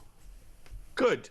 Yeah, absolutely. Because what's going on is absolutely shocking. And the leaked plan is that the EU and our great nation will somehow jointly commit to the ECHR, the European Court of Human Rights. Yeah. How on earth that happens is beyond me, because the EU still refuses to join it. Right. In 2006, they signed a promise, a treaty, so-called that really important magical international law, Mike. And yet they're in breach of it. They never joined the European Court of Human Rights. So it will be absolutely ridiculous, risible, if we sign a document with them pledging our support for the one thing that they refuse to join. I mean, why would we pledge to stay in this thing that's got nothing to do with the EU, than that the EU itself won't even join? Right. Yes, it's complete and utter madness, which many other European countries as well completely ignore. Regardless of their, how highfalutin they think they are, none of their judgments are actually binding. No, well, that I always caution us, in that I do wish us to be a better nation. Yeah. And I would much rather see us leave a court we don't believe in, rather than just ignore the judgments of a court we don't believe in. Yes. It would be a far more noble thing to simply say, thank you terribly for your kind offer to govern our country, but actually we don't need you, we've got the best judges in the world already, we're going to leave, rather than, okay, we'll be in you, we'll pay you lots of money, and then we're going to only sometimes follow your judgments. That's not very British. That really isn't us. It's not, but I would have to just take issue with you saying that we've got the greatest judges of all time, because some of those judges, even according to Keir Starmer, are going to have to be taken off the immigration panels in order to stop them making ridiculous judgments. But that's fair enough. Listen, great to talk to you, Stephen, as ever. Thank you very much indeed. Stephen Barrett, barrister and writer. Let's get a voice note from Carl. Mike, Carl in Berry. Am I missing something? Starmer's getting all excited about this trade deal. Still got to be agreed by Congress. But the fact is, tariffs were 2.5% on cars, and then Trump puts them up to a fictitious 27.5, and then reduces them back down to 10%. And Keir Starmer thinks it's amazing. We're paying 10% now, where before it was 2.5. I think I'm living in a different world to that guy. Cheers, pal. This is what I'm saying, trying to convince John Rentoul that that's exactly what's happened, that it's a much better deal for America than it is for us. It's like you go into a McDonald's in the morning, right, and you go, I fancy a sausage and egg McMuffin. They go, that'll be 50 quid. And you go, really? When did it go up to 50 quid? Well, just yesterday. Did you miss that? And you go, no, I thought it was going to be about 75p, like it used to be. No. And then you get a bit of negotiating. You go, I'll tell you what, you have it for 10 quid. Great, brilliant. Only 10 quid. There you go. I've done it. You come out with a sausage and egg McMuffin. It's not even a double, and you've only paid 10 quid for it. Yesterday, it was 75 pence. That's the deal. Thank you very much indeed. Plain speaking, you know, I could do this trade negotiation lark. It's easy. 8:38.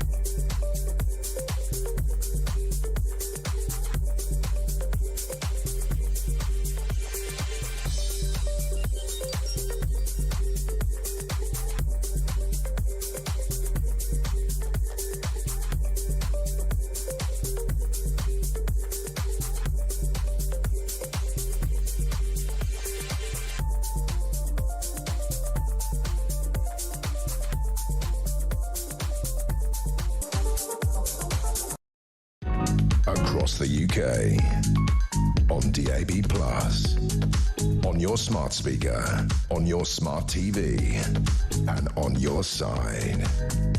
This is Talk. Welcome back to Morning Glory, 8:39. I'm Mike Graham. This, of course, is the home of common sense. It's the one place to come to get the truth, the whole truth, and nothing but the truth. All of this week, we've been talking about a great many things, including VE Day, of course, including the problem with the migrants and the amount of money it's costing to house them all in hotels and now being moved out into houses as well. Also, we've been talking about the NHS a lot too, because, of course, the NHS is never very far from our thoughts here at the home of common sense. And, of course, what we've been finding out from you, as ever, from the loyal listeners and the viewers, is that you're still having massive problems seeing a GP, still having massive problems getting an appointment, still getting lots of appointments cancelled.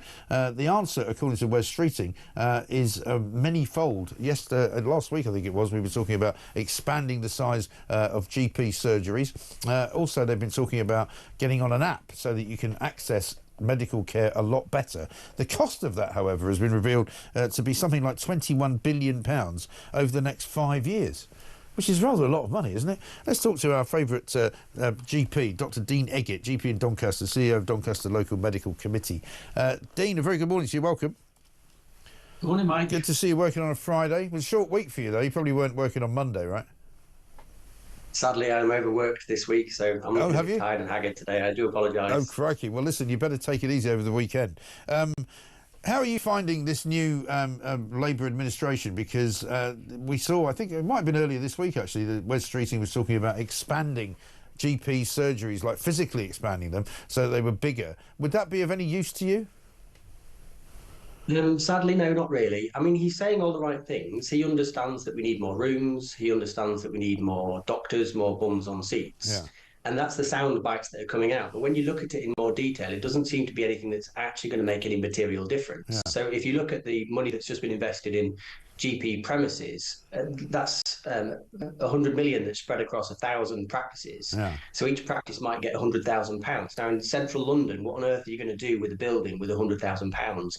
You might be lucky to buy a disabled toilet or to refurb and put some paint on. Yeah. So that's not actually going to do anything to provide capacity in general practice. But he said the right things. He obviously understands. He's just unable to do anything that makes any material difference. Right. And what about this business of, I mean, obviously digitalising the health service is probably a good idea in principle. But again, it seems to be like there's lots of parts of it that aren't joined up, and joining them up presumably is going to take a long time. And it's also going to cost, they reckon, around £21 billion over the next 5 years. How are you finding that digitalisation going? So in general practice, it's not too much of a problem. We've been digital for many, many years now. The main issue actually is digitisation of hospitals and the social care sector, because they're not digitised at all. So imagine running around a hospital still with a piece of paper. You don't have all the benefits of digitised access to the records, or computers helping you make decisions, or even automatically calculating things for you, like the risks of patients that make you think about how to care for a patient that you hadn't previously considered. Now, my big worry about this really is the cost and the past history of governments. Now, there was a project like this back in around 2002 that ran almost a decade, and when it almost doubled its budget. So the government binning it. It went from 6 billion to 12 billion. And it never worked, did it? No, it didn't. It was binned. So we spent 12 billion on pretty much nothing. So if we're potentially now going to put 21 billion into a 5-year project, let's hope it doesn't spiral up to 40 odd billion and come out with nothing. Well, that's always the problem, isn't it, with these big public sector projects? They don't seem to have any proper kind of policing. There doesn't seem to be anybody in charge. I mean, I can think of about 3 or 4 of the similar kind of overspends that have happened over time. I mean, like the Scottish Parliament building, when they started, it was going to cost something like 40 million, and it ended up costing 400 million. It was like sort of 10 times the amount of money that they were planning to spend. And when the architects designed these very unusually shaped windows, and when the window panes arrived to put in the unusually shaped windows, they didn't fit, so they had to take them all back and remake them. You know, it's the kind of thing that only seems to happen really in the public sector. I don't understand. It is. The NHS is seen as a big cash cow, I'm sure, so there'll be many people rubbing their hands together at the thought of this. Any project in the NHS, as soon as you have the title NHS, pop a couple of zeros on the cost of it and you're probably getting close to what it's going to cost. So the project is necessary, it's needed, I'm all for it, but it's going to be very expensive. And you're looking about 2% of the NHS budget every year just to get it up and running, and then another 1% to keep it running every single year. Right. And just one off to the side, I don't know if you don't know the answer to this, but the trade deal that's just been done between the United States and Britain has basically still got to sort out the pharmaceutical side of it, apparently, because apparently we sell quite a lot of pharmaceuticals into the US. But they've said, look, you must make sure that a lot of the stuff that you give us doesn't come from China, doesn't originate in China. Would you say to me, if you could, that there's a lot of pharmaceuticals being used in this country that are manufactured in China? So I can't speak directly to pharmaceuticals, but just generally the supply chain. A lot of what we get, in my understanding, is from China, not from the US, and therefore, just generally, the supply chain to the NHS is going to be very dependent upon China. And there's another bigger problem here, and it actually harks back to the banking problem. I think it was around. Was that around 2012, 2011 as well? Yeah, 2009-ish. Yeah, 2009, 2010. Big things that happen in the US have this ripple effect of unintended consequences. So if you look at one of the reasons why the NHS is in such a state at the moment, it's because of the world financing problem that happened back then. And that was US centric. So Liberation Day might be wonderful for the US, but it is going to have repercussions for the NHS, whether we like it or not, simply because of financial markets. We're yet to see what that actually means. Yes, no, I think we'll keep an eye on that. Dr. Dean, very good to see you. Have a good weekend. Dr. Dean Eggett there from Doncaster, from the GP surgery, basically saying that West Streeting's latest ruse, which is to expand the size of GP surgeries to make sure that more people can be seen, will be of absolutely no use to him at all. And not much use to an awful lot of other doctors' surgeries either. Hardly surprising, is it? We could have told you that. In fact, we did tell you that. Let's get a voice note from Dave on Starmer's phone call. Morning, Mike. Dave from Malden. Great show. This is what Ron Doberman would say to Starmer about President Trump. Oi, Starmer! No! You will not call the President of the United States Donald. You will address him Mr. President. Great show. Dave, thank you very much indeed. Should we have another listen to the shortened version of that phone call?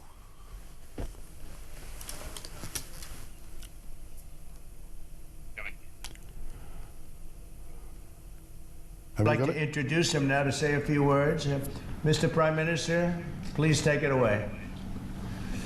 Thank you, Mr. President, Donald. And this is a really fantastic, historic day in which we can announce this deal between our two great countries.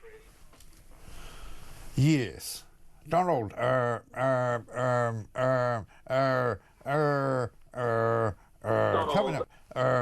up, we're going to talk about Jaguar and why they've gone bonkers. This is Talk. Donald.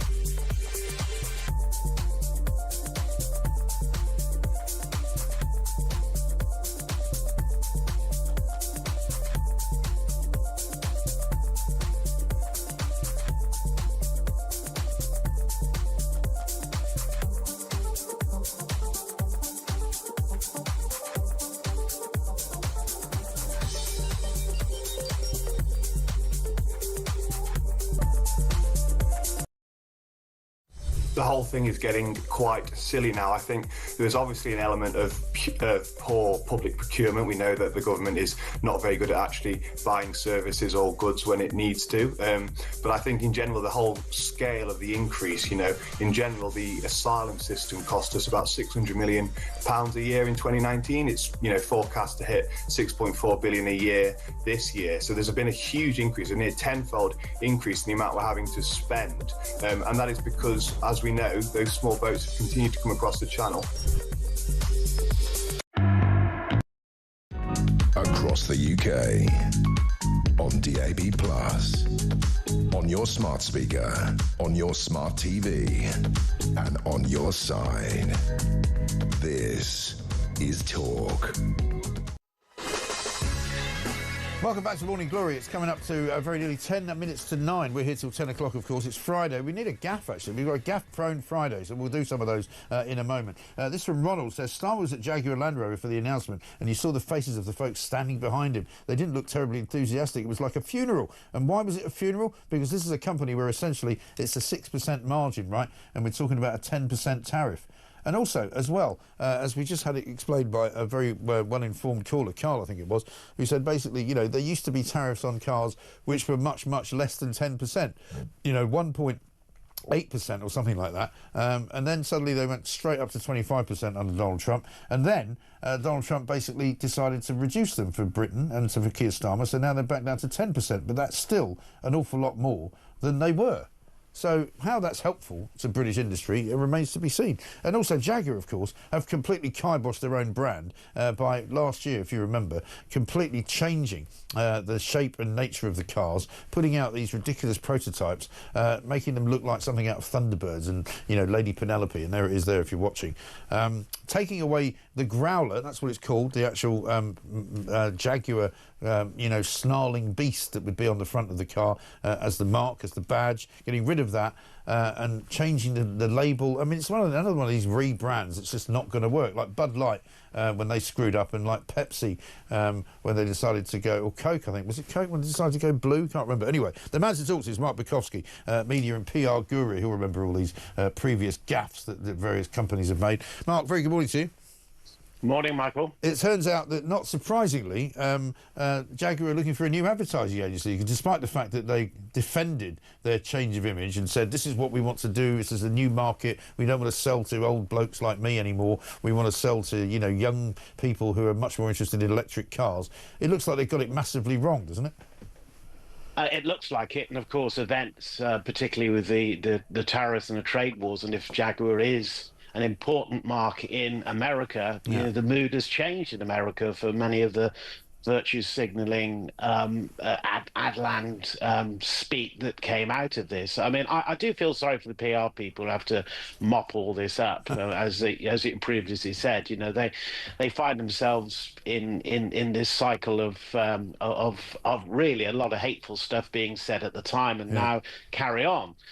But, you know, this is a danger of brands who virtue signal. They don't really think of the long-term consequences. They think in the now, and they don't think about the emotion of the crowd. And the community that surrounds Jaguar is very passionate about its brand. And so they make a huge decision, you know. I don't think we saw a single car in the original commercial until the launch. So loads of questions are being asked whether or not it was about a car, was Jaguar trying to be something else. Well, I think, but as we know, you know, things change very quickly, Mike. You know, and the political climate now has exposed the fact that this is a redundant idea. Yeah, and I think the reason why it's been exposed so quickly is because nobody really believed it at the time. You know, the fact that all of these big American companies, you know, and the banks and everybody else have all now walked away at 100 miles an hour from all the diversity, you know, equity and inclusion policies, because they didn't really believe them in the first place. Let's have a quick look. I think we've got the original Jaguar ad with no cars in it.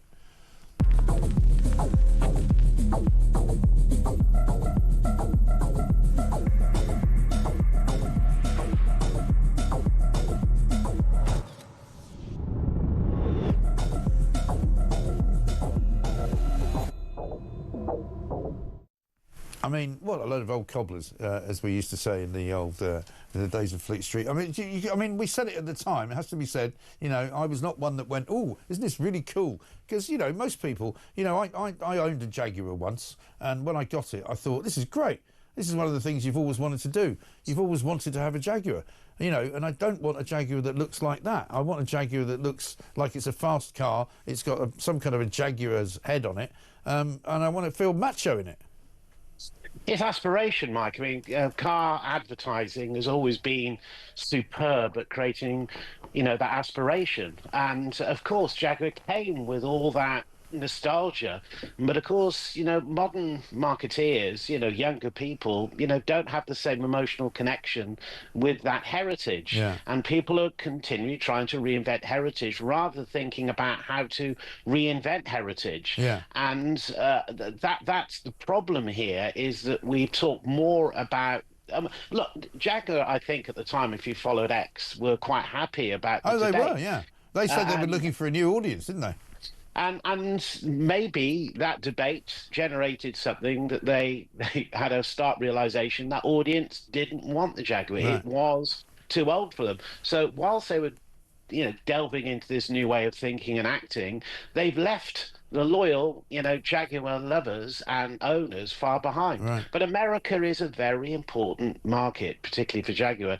And with these margins people are talking about now, I mean, they must be absolutely in turmoil, and hence why they're looking for a new ad agency. And I think Accenture Song, who got the gig at the moment, have got it until 26. So I think they probably have to pay them off. And, you know, then you know, Dave Droger, who runs that agency, is a very, very smart cookie, an incredibly creative sort of guy, and you know, it is something that if he hasn't been, he's been left aside for this. I mean, I think that's what Adland is talking about at the moment. But there doesn't seem to be many surprises about this. I mean, when the tariffs came in, I think a lot of people are thinking hard about how they start to market to Trump land now, which is very different from Europe. Yeah, exactly. And also, you know, you can change the heritage of a product, but you have to maintain surely part of what it was all about at the beginning. You know, I only happen to have seen these things by chance in the past few weeks, but some of the old adverts for Jaguar, you know, some of the old magazine ads that used to be when the Sunday Times magazine was you know, the place to put all your ads, and, you know, these incredible E-Type Jag adverts and XJ6 adverts. I mean, they were fantastic. They were really, you know, you knew exactly what you were getting. You know, with this stuff, you're kind of going, I mean, is it going to be, you know, some kind of trans woman going to turn up delivering it for me? Is it going to be, you know, pink inside when I didn't want it to be? It just gives you completely the wrong idea. There's no clarity. There was a lot of fuss, a lot of noise. I don't think there was a message that actually cut through after the campaign of what it was all about. Right. And of course, you know, I think, you know, people in marketing and advertising are obsessed about, you know, particularly about TikTok now, and they're delving and researching into what the latest TikToker or YouTuber is doing. And I think that, you know, that's where a lot of this thinking comes from, because it's a law of numbers, it's a law of stats. And they think that's, and to a large extent, I mean, that is where the future is. But you've got to think about how you project in the future and actually how you deal with the present and be in the now.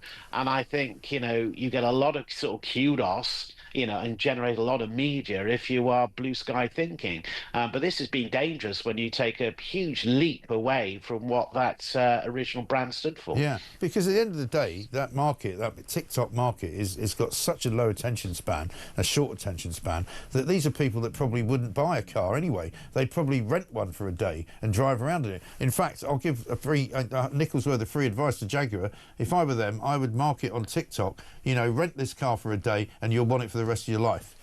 That's it. There you go. There's another career for you, Mike. Don't worry. That's fine. I might need one. You never know. We all do. Good to talk to you. Great to see you, Mark. In fact, before I let you go, can you rebrand Keir Starmer in 30 seconds?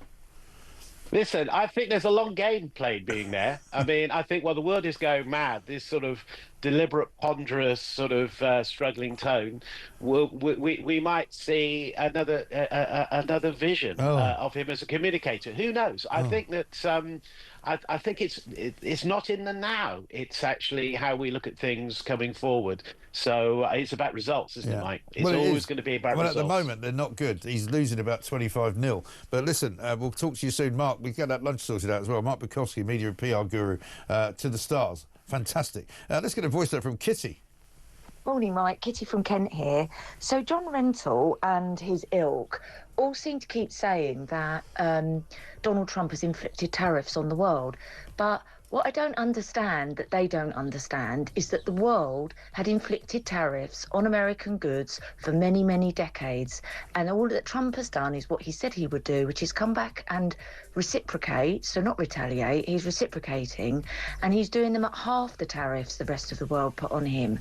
And so if the world had dropped its tariffs on American goods, Trump would not have put tariffs on world goods. Therefore, is it not the world's fault that the tariff so-called war has happened, and not Donald, as Two-Tier Keir calls him? No, of course, you're absolutely right. I mean, you know, everybody went mad when they saw that Donald Trump was putting tariffs on, which every other country had put on before. Absolutely right. This is Talk. We'll be back after the news.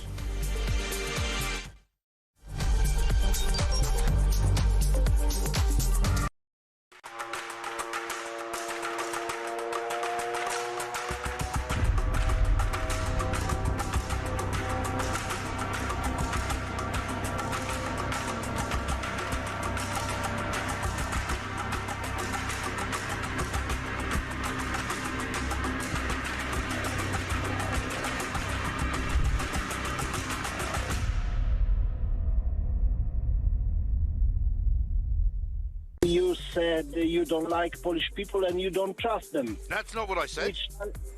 Yes, that's what you said. No. You must have misheard me. I like Polish people a lot. Christ me, I never heard of this from you. I've heard this on the radio. Okay. Well, I'll tell you what. You want to have a listen? Have a listen to what I said. Okay. Listen to this. Yes. I don't like Poles. I wasn't talking about Polish people. Yes. I was talking about polls, you know, when you do a poll to find out what people think. You know, like they say 55% of people vote Remain, 45% vote Leave. That's a poll. I wasn't talking about... but later on you said you don't trust them, so you don't... I don't trust them. No, that's true. I don't trust polls, and I don't like polls because I don't trust them. But that's not Polish people. No, that's what I thought. That's what I pick up. Oh, so I'm terribly sorry. Listen, I would never say anything like that. No, so in this case, I never learned English. No, listen, it's fine. It's absolutely fine. I'm very glad you called in, because I wouldn't want you walking around thinking that Mike Graham is a horrible bigot. He doesn't like Polish people. No, I was thinking, what the hell? What's going on here? Actually, I'm actually back and explain a few things.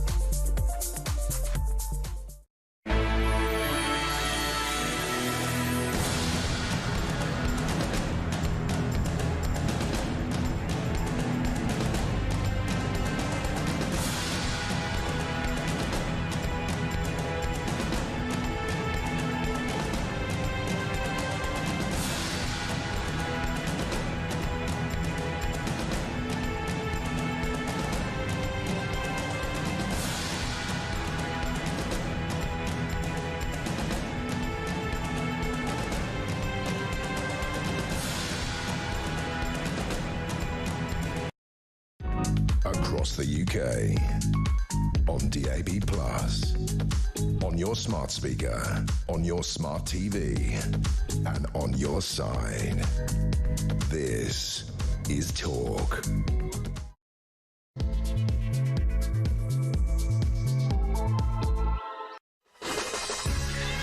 Welcome back to Morning Glory. 3 minutes past 9. I'm Mike Graham. The sun seems to be trying to do a little bit better right now. It's trying to come out. It's trying to show its face. It's trying to make the day slightly warmer, because it was a bit chilly this morning when I came out at 4:45. Don't worry, I've been here since 6 o'clock. If you're only just joining us, you've missed 3 hours of the greatest morning show of all time. Morning Glory, the home of common sense, the one place to get the truth, the whole truth, and nothing but the truth. We've been talking today about the trade deal between the United States of America and the UK. We've been laughing at poor old Keir Starmer on the end of a phone line. Donald, thank you, Mr. President. It's fantastic. He just really doesn't have it, does he? Let's get a voice note from Brian. Hi, Mike. Brian from Southend. Feeling a bit sickly, actually, hearing bloody Keir Starmer. Donald, what a great deal we've done. You know, what people don't seem to realise is these deals have been years in negotiations. And it's the saying that he's come along and he's just agreed to everything that everyone else didn't agree to get the deal done. And sold us down the river, really, in a way. And now he's taking all the credit and thinking, oh, I've done a great deal for Britain. I've done a great deal for the UK. You know, look at me. It makes me sick. Well, he's ridiculous, isn't he? Because he expects us to swallow it hook, line and sinker. Everybody knows it's not a great deal. Everybody can see that we're paying more tariffs to put business into America than we were paying. And it looks like they're paying less tariffs to put business into us. So at the end of the day, I suppose Keir Starmer can't come out and go, actually, it's not a very good deal, but we've got one anyway. At least we were first out of the blocks before the European Union. I think far more importantly is what Trump has kind of shackled Keir Starmer with, which is a view to say, basically, you can't do too many deals with China, and you certainly can't send us anything that emanates originally from China by way of commerce, and certainly you can't get too cosy up with the European Union. We'll be talking to Scarlett Maguire, pollster and founder of Merlin Strategy, coming up in a moment. We'll see what she makes of it all. Also, of course, you've been talking about Jaguar and the demise of that particular brand. You know, they're going to have enough problems selling cars in America because the cars are not very good anymore. Also, lots and lots of other stories, including Meghan Markle being sued for £7 million because one of her bath time products apparently burned somebody. That's what she says anyway. I mean, we have no idea, no way of knowing. I'm certainly never buying any of her products to test them, to be quite honest. Also, the NHS. We always talk about the NHS. What on earth is going on inside the NHS? Because we keep being told that they're now going to spend £21 billion on digitalising it. We keep being told by Wes Streeting that, waiting times are coming down. We keep being told that GP surgery is going to be expanded. We just heard from one in the last hour who said, that's no use to me. There's no point in expanding the space if you haven't got the people. It's as simple as that. 0344 499 1000 is the number. It's 5 minutes past 9. It's Morning Glory. Let's get it on.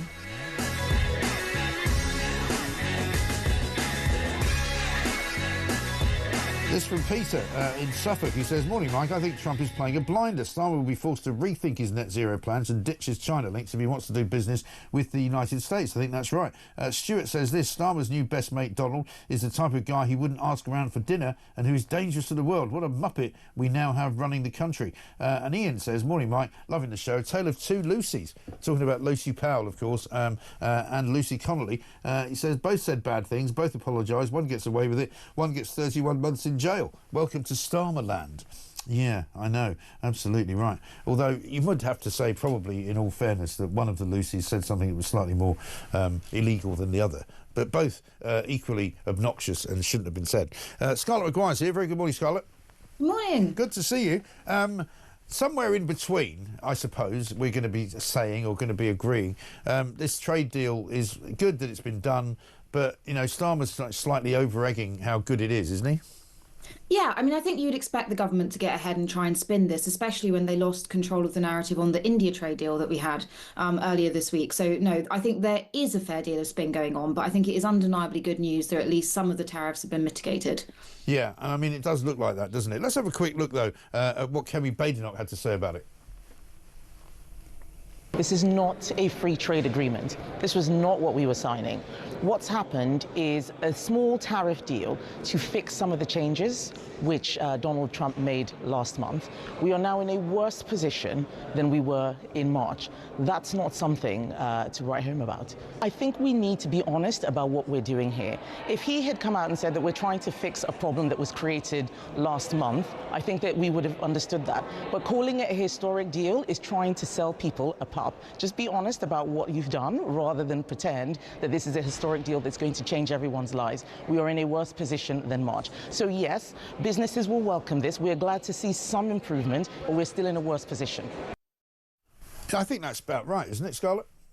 Yeah, I think it's about right. I mean, look, I think you'd always expect the Prime Minister of a country to talk up a deal like this, especially given it was the first one made in the world. And I think you'd always expect the Leader of the Opposition to say, hang on a second, it's actually not as good as it looks. Yeah. But no, I think broadly speaking, it is right. I mean, look, it's not the free trade agreement, which we might see in a few months, maybe years, though, maybe potentially never. Yeah. But I think it is a start. I think what's interesting, though, is the sort of caveats that have been put around it. For example, the words to Starmer about not getting too close to the European Union, which is going to slightly sort of hamper him in some way when he tries to get his reset with the EU done. Because what basically Trump seems to have told him is that, you know, we've done this deal with you because we see you as a different entity to the European Union. If you try and do too many kind of, you know, close ties with the European Union, whether it's on, you know, food standards or whether it's on defence or whatever it's on, you know, we may have to have a different conversation. And he's also said anything coming via China we don't want to see. So also kind of warning the UK not to get too cosy with President Xi.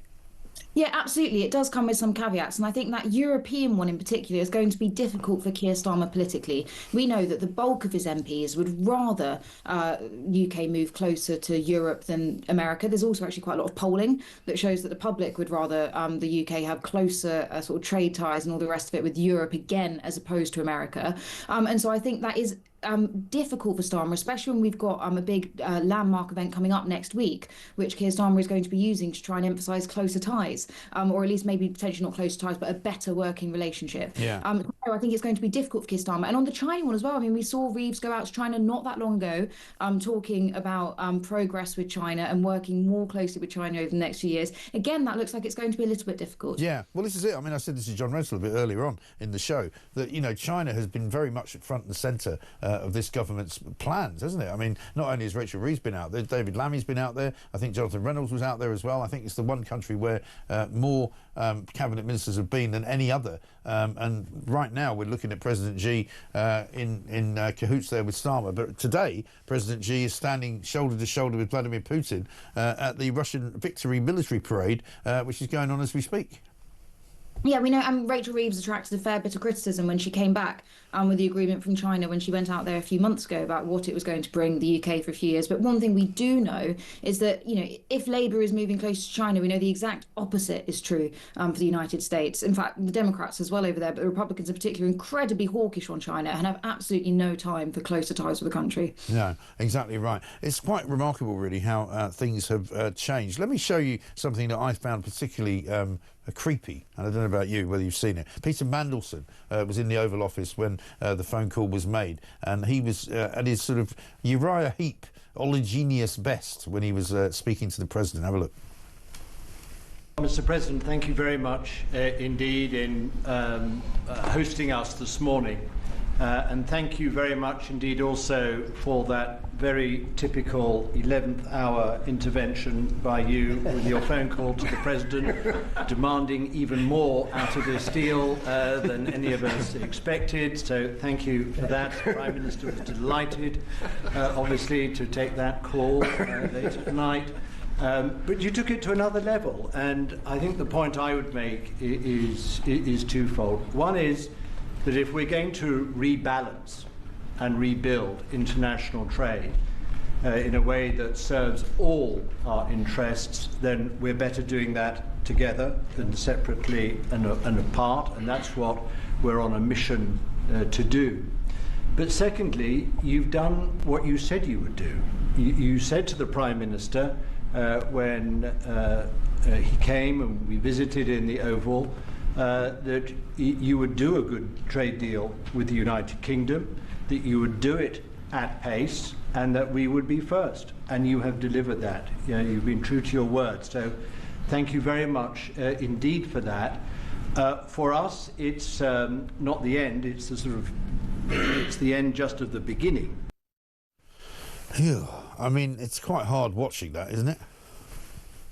I think it definitely looks as if it's more Peter Mandelson's deal than Keir Starmer's.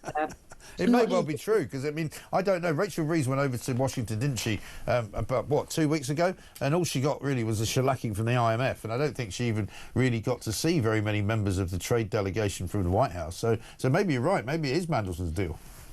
Well, and we know he's very close to Scott Bessent, Treasury Secretary out there, and has been doing an awful lot of manoeuvring around Trump circles to try and get better relationships. So we know he's a very skilled operator. I mean, it is, I think it's always sort of, I hate the word, but it's like quite cringy watching that level of obsequiousness, although we do know that to some extent Donald Trump demands it really of the people around him. So you know, he's playing the game there, and looks like for Peter Mandelson has actually played it pretty well. Yeah, I mean, when you see what Mark Carney was like when he went there, I mean, Mark Carney in Canada was all about fire and brimstone, and, you know, they're not coming for us, you know, we'll beat them just like we do at hockey every time they play us. And he got to the White House and he was sitting there like a little meek lamb, kind of going, permission to speak, Mr. President, and thank you very much indeed. You know, it's really quite remarkable how coy these prime ministers and world leaders become in the presence of Trump. No, it absolutely is. It's astonishing. And I think what's quite interesting as well is you talk about Mark Carney. I think what's interesting about Keir Starmer, and one of the reasons I'm sure why Britain was at the front of the queue, which it was for this sort of tariffs agreement, is because Keir Starmer wasn't being as hostile to Trump at home. You know, even if they're all more mollifying when they're actually in the Oval Office, he was being much less hostile and walking a much sort of closer line to being friendly and supportive of Trump from afar. And I think that looks like it paid off. Yeah, definitely. Let's talk about Lucy Powell, because she came out with an apology yesterday after the events of last weekend, when she was incredibly rude to Tim Montgomery and also rude to the victims of the rape gangs up in the north of England. Here she is finally apologising in the Parliament yesterday. Can I actually thank him for raising with me what I said in an episode of Any Questions last week, so I can be absolutely clear with the House today, especially to the victims and survivors of child sexual abuse and grooming gangs, that I am very sorry for those remarks, as I made clear over the weekend.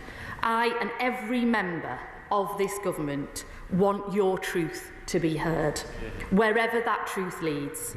Your truly appalling experiences need to be acted on, for those responsible to be accountable and face the full force of the law, and for justice to be served. Well, she said, as she did last weekend, she didn't actually apologise last weekend. She sort of, clarified, as these people now do, these politicians, her position. A lot of people were calling for Keir Starmer to get rid of her. She appears to have survived it, I suppose, but it's another nail in the coffin for the government in terms of its image with ordinary voters, isn't it? I think it came across incredibly badly, and I think, not least for Lucy Powell. I'm sure it's the first time a lot of people had heard of Lucy Powell. And I think it's very unfortunate, especially at the same time that the government has caught a fair bit of flack for U-turning on the national inquiry. I think to then have those comments made on air, not recorded and then leaked, but on air, on a broadcast programme, I do think doesn't look very good for the government. No, it really doesn't. And as I say, Russia's Victory Day military procession going on today, so presumably we can see it there. There's Vladimir Putin inspecting the troops. We can assume that there are quite a lot of world leaders there, but nobody, I guess, from what you might call the Western Alliance. Ukraine seems to have been put on the back burner for a while. What's going on with that? It certainly does, and it seems that the sort of global attention span has moved on from Ukraine, but obviously the conflict is very much ongoing. We know that when Donald Trump came to office, he said he was going to end the conflict, immediately and resolve it. That clearly hasn't happened. I think it's very tragic that things are moving on, that we don't have a resolution yet. Yeah, I think so. And it's interesting, isn't it? As you say, it's the attention span that sort of goes for a while and it's all you hear about, and suddenly it's moved on. That's what's going on in this day and age. Scarlett, good to talk to you. Thank you very much indeed. Scarlett Maguire, pollster and founder of Merlin Strategy. Let's get a voice note from Maddie. Morning, Mike. This is Maddie from Essex. Do you know what? I was doing those sort of trade deals back in the 1980s when I used to be a double glazing sales lady. Yeah, when I was walking around people's houses, talking to them, taking measurements of their windows, etc. If I found out, or they divulged to me, that they had a few estimates from other companies, I would always, bung on another £500 on that estimate, and then to clinch the deal, take it off. I mean, this is a racket that's been going on for years. I mean, Keir Starmer's been done in like a kipper. Nothing to write home about. See you later. Brilliant.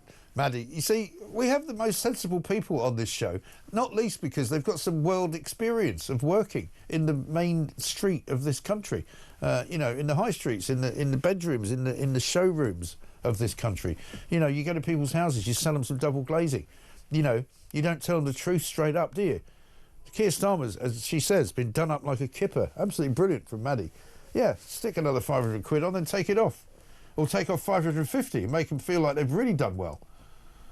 I mean, what planet do these people come from? Ellie in Gosport says, it was so embarrassing listening to Two-Tier calling POTUS Donald yesterday. He needs to learn that Trump is head of state and outranks him. We wouldn't be very impressed if Trump referred to the king as Charlie. Keep up the good work. And one from Mark in Bridgenell says, Mike, great analogy using McDonald's with regards to the tariff deal. You forgot the one caveat, though. You can only have the burger for 10 quid as long as you promise you won't buy any burgers from Burger King. Keep up the good work. Yeah, very true. Very true. But it is like that. And everybody can see it. How is Keir Starmer the only person that can't see that he's been done up like a kipper? It seems extraordinary, doesn't it? This guy supposedly ran the Crown Prosecution Service. Now he's running the country, albeit into the ground. Coming up, we'll be talking about the high cost now that we've got when it comes to housing migrants, because it's going to get worse. It's going to be 15 billion now instead of what they thought was going to be about 3 or 4 billion. £4 million a day we're paying to put these bozos up in accommodation to which they really shouldn't be getting used to, I'm afraid. This is Talk.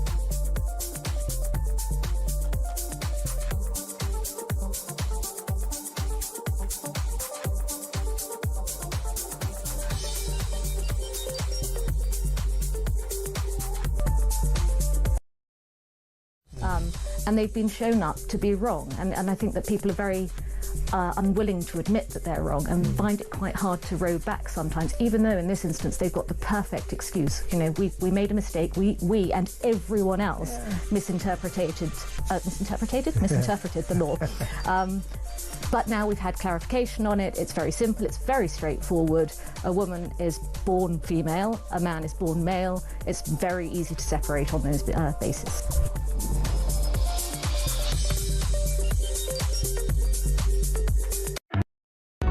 Across the UK, on DAB+, on your smart speaker, on your smart TV, and on your side. This is Talk. Welcome back to Morning Glory. It's Mike Graham here, 22 minutes past 9. We're here till 10 o'clock, of course. It's Friday, so Plank of the Week is coming up later on tonight, 7 o'clock. You don't want to miss that. There's been a lot of plankery going on today and this week. Glenn from Leeds says, thank you, Donald, it's a pleasure, what's wrong with him? They say people that use fillers in sentences like don't believe what they're saying. Or are they lying? Or is he intimidated by the Donald? I'm sure he is intimidated. He's pretty much intimidated by everybody. Mike, I have no doubt that someone in Trump's team have, as your great team at talkTV have, spliced a whole tape of Keith's umming and eyeing and awkward touching to play at Christmas. There must be many Labour MPs and members also embarrassed by this clown, says Mark in Selby. And one from Kenny in Edinburgh. I get the impression that world leaders laugh at Keir Starmer after they talk to him. There's always a little smugness when Trump or Macron or anyone really speaks of our dear leader. It's almost like they think he's a muppet. I think they're right. Yeah, I think they absolutely are right.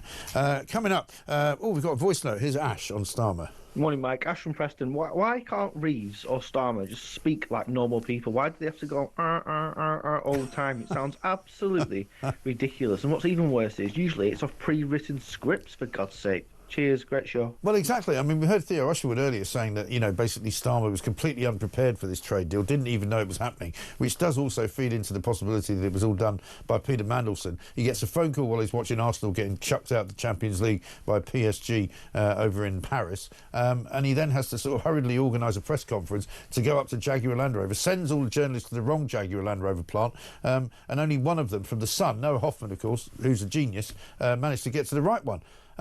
So he probably didn't even know he was going to get a phone call until 5 minutes before he got a phone call. So he went, Donald, Mr. President, I mean, it's just embarrassing. Stephen Wolfe is here, Director of the Centre for Migration and Economic Prosperity. Stephen, very good morning to you.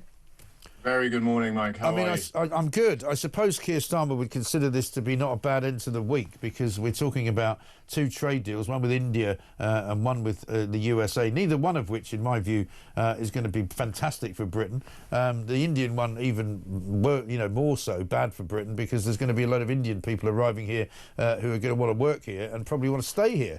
But it now turns out that the story this morning we're talking about is that all the savings being made from taking the pensioners' winter fuel allowance off them have been dwarfed by the £4 million a day cost of housing bleeding illegal migrants. Mike, these are truly astonishing and really ridiculous figures. Yeah, that we're seeing. I mean, we've had conversations on here where we've been doing the research, and I've been kind of estimating, saying it's costing us about 8 to 10 billion a year, and people have been poo-pooing me, they've been laughing at me, saying that's ridiculously too high. And now we have the National Audit Authority turning around and saying that it's £15 billion a year. I want people just to tell the weight of that number. Yeah, £15 billion. That's a series of councils across the country, almost many areas, whole budgets for the year of councils in Kent. So how can we afford that? Of course we can't. Yeah. There's no chance that we can afford it, and it's only going to get worse because, I mean, I was talking earlier this week, and I wrote a piece for the Telegraph about it, that we're now moving into the private rental sector so that houses are now going to be commandeered, not because they want to move the people out of the hotels, but because they want to move the people out of the hotels to make room for more people who are coming. That's right. I mean, I think first and foremost, everybody recognises there is an international crisis about the illegal migration that's moving across the globe. Yeah. I mean, the United Nations even recognises probably about 60 million people. Europol have indicated that we've got about 2.5, possibly 3 million coming across their westerns, easterns and southern migration routes into Europe. That always means that we get a lot more. We've seen the numbers 40% up this year from last year, crossing the channel with 11,500 now that are here. Yeah. Every time we get one person that comes across, it's around 50 to 60,000 pounds per channel migrant each year for them arriving. That's why we've got these huge numbers, and we can't house them.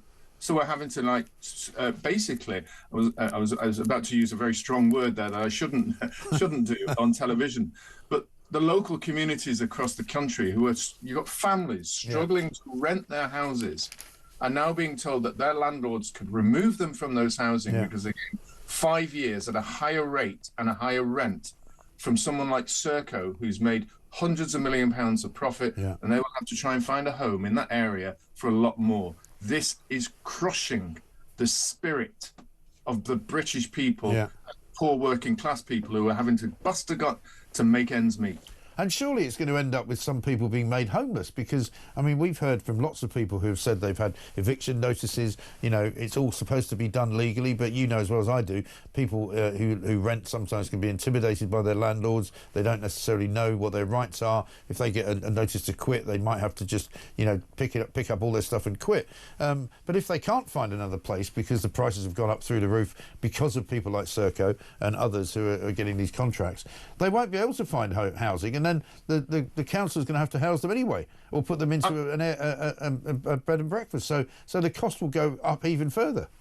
Absolutely, and that's why you've got councils like Glasgow saying we can't afford to take any more migrants coming up. That is their own fault, because they basically said anybody that comes. Well, did they not do one of those "we're a sanctuary city" things? Yeah, they're a sanctuary city, but they also said anyone who comes up into their council, if they're an illegal migrant, will actually not be placed bottom of the list. They will actually be top of the list. Right. So, you know, this is the sort of stupidity that we have running our governments, our civil servants, our local authorities, that they can't understand that as those pictures you've got there of people coming across, there will be families now being placed on the streets and having to be housed by our local authorities. We already have nearly, what is it, according to the homeless charities, 250,000 people in bed and breakfast in families. So, well, I was given a figure the other day of something like 1.3 million people who are currently looking for housing. Now, they may not all be in bed and breakfast, they may not all be homeless, but they are in temporary accommodation, or what you would call temporary accommodation. And we've also heard from landlords this week, people who have said to me that they've been called by these mystery sort of third parties saying, you know, we'd like to rent your property. How much would it rent for now? 1,000. We'll give you 1,200. And that's right. We had one guy who said, look, I told him I don't want it. They said, well, how about 1,400? It went all up to like 1,500 quid for a property, so 50% more. And a lot of people won't be able to give that up. No, absolutely. I've had exactly the same call. Someone was explaining how Newham, a local council authority, is asking them to do exactly the same, because they're running out of places to be able to house those asylum seekers and those being granted permanent right to remain here as well. And even those who have been rejected from the system, told that they're not allowed asylum, they still need to be housed too. So we have now a huge burgeoning problem. And goodness, if you're a young man or a young woman, single, trying to get your own home, you're going to be kicked out. You have no chance of getting a house on the local authority. And why are we turning around to our families and saying our children should not be able to live in the country or towns that they were grown up in? This is a disgrace. But where are the marches? Where are people standing outside the Serco offices waving flags saying that you are the leech leviathans of our economic society? Why are we not turning around to the individuals who run these places and ignore them at restaurants, tell them that they are the pariahs that they are, because they are putting profits and asylum seekers above those of ordinary citizens working hard to live in this country. Yeah, and you can't tell me either that this Indian trade deal, which is going to allow Indian workers to come temporarily to live in this country for up to 3 years without paying national insurance, but with the right to vote, is not going to end up with them, many of them, wanting to stay and overstaying the 3-year temporary working opportunity and deciding, oh, I know, we'll just claim asylum. Why not? I think this is a disaster in the making. Yeah. It's just like we did when we said that we'd allow students to bring their families over. This is all well and good, and it's fantastic, say the ministers, but actually when you look at the detail, 18% of all the Channel migrants are actually Indians that are coming across, Mike. Yeah. When we look at the numbers of the 250,000 people that come here, the largest group of individuals that are claiming asylum after their visas are closed are Indians. Yeah. Now, we know, every one of us knows that a huge amount of hard-working Indians, I have friends of mine who are working with me, I'm going to dinner with some tonight, who are Indians. They are also equally embarrassed by those people that come over here for asylum seekers or renege on their visas, because it reflects badly upon them. And this is where we get the divide. Because governments will not control our borders, have deterrents and stop people, ordinary good people who've done it properly, worked hard, paid taxes, are the ones who are having to look over their shoulders and say, my God, why are we being tarnished with the same brush as these people? Yeah, also, where are all these temporary workers going to be living? Where are they going to be housed? Well, don't forget they can get 3 or 4 of them in a room with one of those landlords with Serco, can't they? Well, yeah, exactly. But that's what I mean. So they'll be taking even more space away from the people that we've already got to house. So in addition to all the illegal migrants, we've now got a load more people coming. And it's going to be a joke when you hear Rachel Tuppence being able to turn around and say we're going to build huge numbers of houses here. Oh, yeah. We're already building nearly 300,000 houses a year, more than we've ever done in our national history. Yeah. And we want to build more. That we're not going to be able to even touch at the edges the amount of our population growth. It's a fearful time for this country. And it's one solution. Population growth is driving the demand for almost every resource that we have in this country and costing us more. That is being deliberately driven up by illegal and large-scale migration. We should be controlling it, should be stopping it. And I'm looking at the different political parties and I'm wondering which one of you can actually really do it. I know, it's a very good question. Well, answers on a postcard. Stephen Wolfe, thank you very much indeed, Director of the Centre for Migration and Economic Prosperity. Nicola from Norfolk says this: Mike, as soon as a Labour politician says, let me be absolutely clear, you know they're in full obfuscation mode. Absolutely right. Peter says, hello, Mike. Lucy Powell is a hypocrite, which makes her a perfect fit for this awful government. And one from Paul in Great Yarmouth. I just wanted to say it's glorious sunshine in Great Yarmouth. It will probably change later, so making the most of it. Well, good for you, Paul. I think it's actually getting better here rather than worse. Let's see. Let's get a voice note from Ken. Good morning, Mike. Ken from Cornwall. Great show as ever, hitting every nail on the head as it pops up. Unfortunately, yesterday I had the misfortune to be in the same room when Starmer was doing his proso with like saying, oh, great, we've done a great deal with Don. I just done a deal, didn't I tell you we've done a deal with Tories 30 years, but we did it in 10 months. We did the deal. Oh, yes, we did the deal. Did I tell you we did the deal? Honestly, mate, I cannot listen to the chat. Anyway, have a good day, mate. Cheers, buddy. Ken, thank you very much indeed. Were you when you say in the same room, were you in the Jaguar Land Rover plant? Blimey. Yeah, because nobody looked like they were happy to be there, did they? Absolutely incredible. The one from Sandy, from reformed Lincolnshire. Did we all forget Starmer had a speech coach who travelled during lockdown? That was a waste of money. Starmer should not be allowed to shop unsupervised. Even his speech therapist stitched him up. Kipper Starmer. Yeah, you wouldn't, if you were Mrs. Starmer, you wouldn't send him out of the shops, would you? Yeah, go on, Sir Keith. Go out and get me some goods for the for tonight's dinner, because you know how you like to have dinner at home on a Friday night. What is it he likes to have? It's a pasta bake. Was his favourite, wasn't it? And it turned out he didn't even say that right, because he came out and said it was a ham pasta bake when he's a vegetarian. He's such a plank. How can he be running the country? I don't understand it. Donald. 9:35.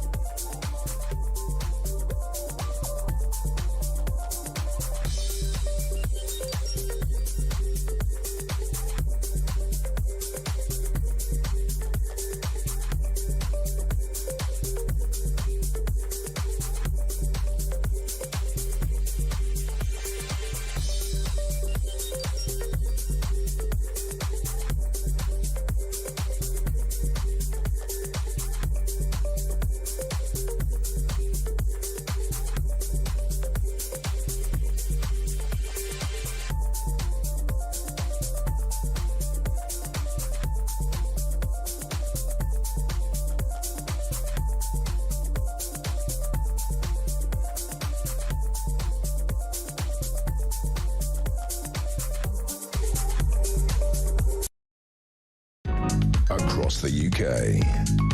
On DAB+, on your smart speaker, on your smart TV, and on your side. This is Talk.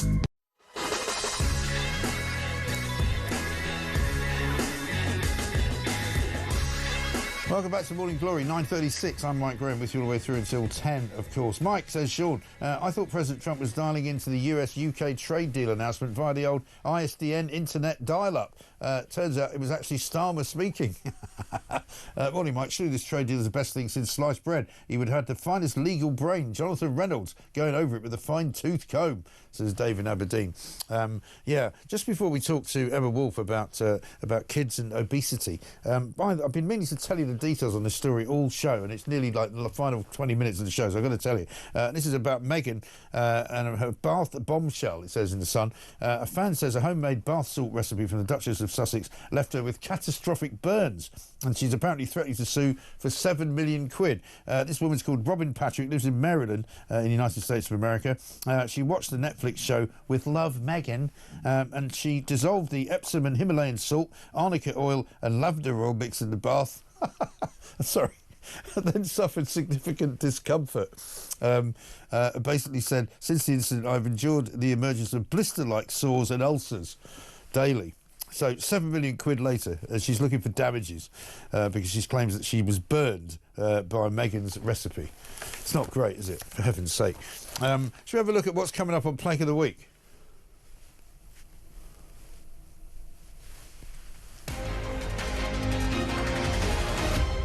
And I do know for a fact that Harry does have provisions and support when he comes into the UK if he's actually seeing the royal family. Yeah. Now, this is the same guy, remember, about a year ago, who'd ordered a Deliveroo to his little house in Chelsea. Yeah. And I think we can pretty much guess and speculate that a vast majority of Deliveroo drivers probably came over on a dinghy of some description across the channel and may not necessarily be accounted. That's why it takes so long for the food to arrive. You know, some of them are in France. I don't want to be rude to the Deliveroo guys when they turn up at my place. Plank of the Week coming up at 7 o'clock tonight, of course. Let's talk to Emma Wolfe, parent, writer, journalist and broadcaster, it says here. Blimey, busy woman. Emma, very good morning to you. I don't know what that's all about. I don't know where you came up with that description. I've never seen it before. I just read out what they tell me. I have deep disdain for people who write mother or parent on their bio. So you can scratch that one out. We'll fire somebody. Don't worry. Don't worry about it. We want to talk today, though, about pupils, young people, being given military training to instill discipline, restore national pride and get them fitter. Not a bad idea, is it? I think this is about the only brilliant idea I have heard in months. In fact, in about 8, 9, 10 months. Yeah. I would sign my 4-year-old up immediately. Cadet training, military training, whatever you call it. These boot camps are absolutely brilliant. There's about 3 or 4 basic things that a child needs, right? That is physical activity, discipline, boundaries, comradeship, community, sense of community with their pals, and like a sense of purpose. This fulfills all of that. The problem with our young people today is that they are completely directionless. They're drifting, they're addicted to smartphones, many of them are obese, they've got nothing. They're lonely, they're depressed, they're anxious, all of that. Cadet training. Honestly, my father served in the Second World War. Mike, he said that when he was, serving as a soldier, it was the best time in his life. Yeah. I don't think this is not punishment beating for children. Punishment is letting your child be lonely and obese and addicted to the internet and addicted to their phone. This is absolutely fantastic. And honestly, I think most children would love it, would thrive. I think you're right, because it would also give them a sense of responsibility to other people, because I think a lot of the problems that we have with younger people in this country, particularly those who have never worked, for example, and when we know there's loads of them from the age of, say, 16 to 24, who have literally never had a job. And so they don't know what it's like. And, sometimes, we can all be a bit lazy. Sometimes the fact that you have to get up and you have to get out of the house and you have to go and work because you're due at a job at 9 o'clock in the morning or 8 o'clock in the morning is a great discipline. And if you never learn that, then, you're never going to get anywhere in life. It absolutely is, Mike. We all need a sense of purpose. We all need, yeah, it's a pain when the alarm goes off. But honestly, you or I, if we weren't working, within about 3 days, I mean, I'd probably be clinically depressed and probably, you know, committing myself to some kind of asylum.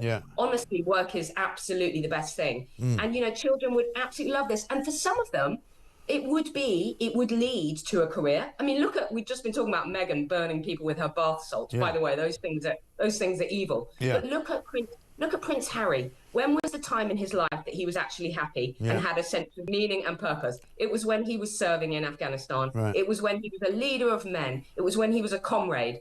I think this is absolutely great, and I think children would thrive. They would love it. Yeah.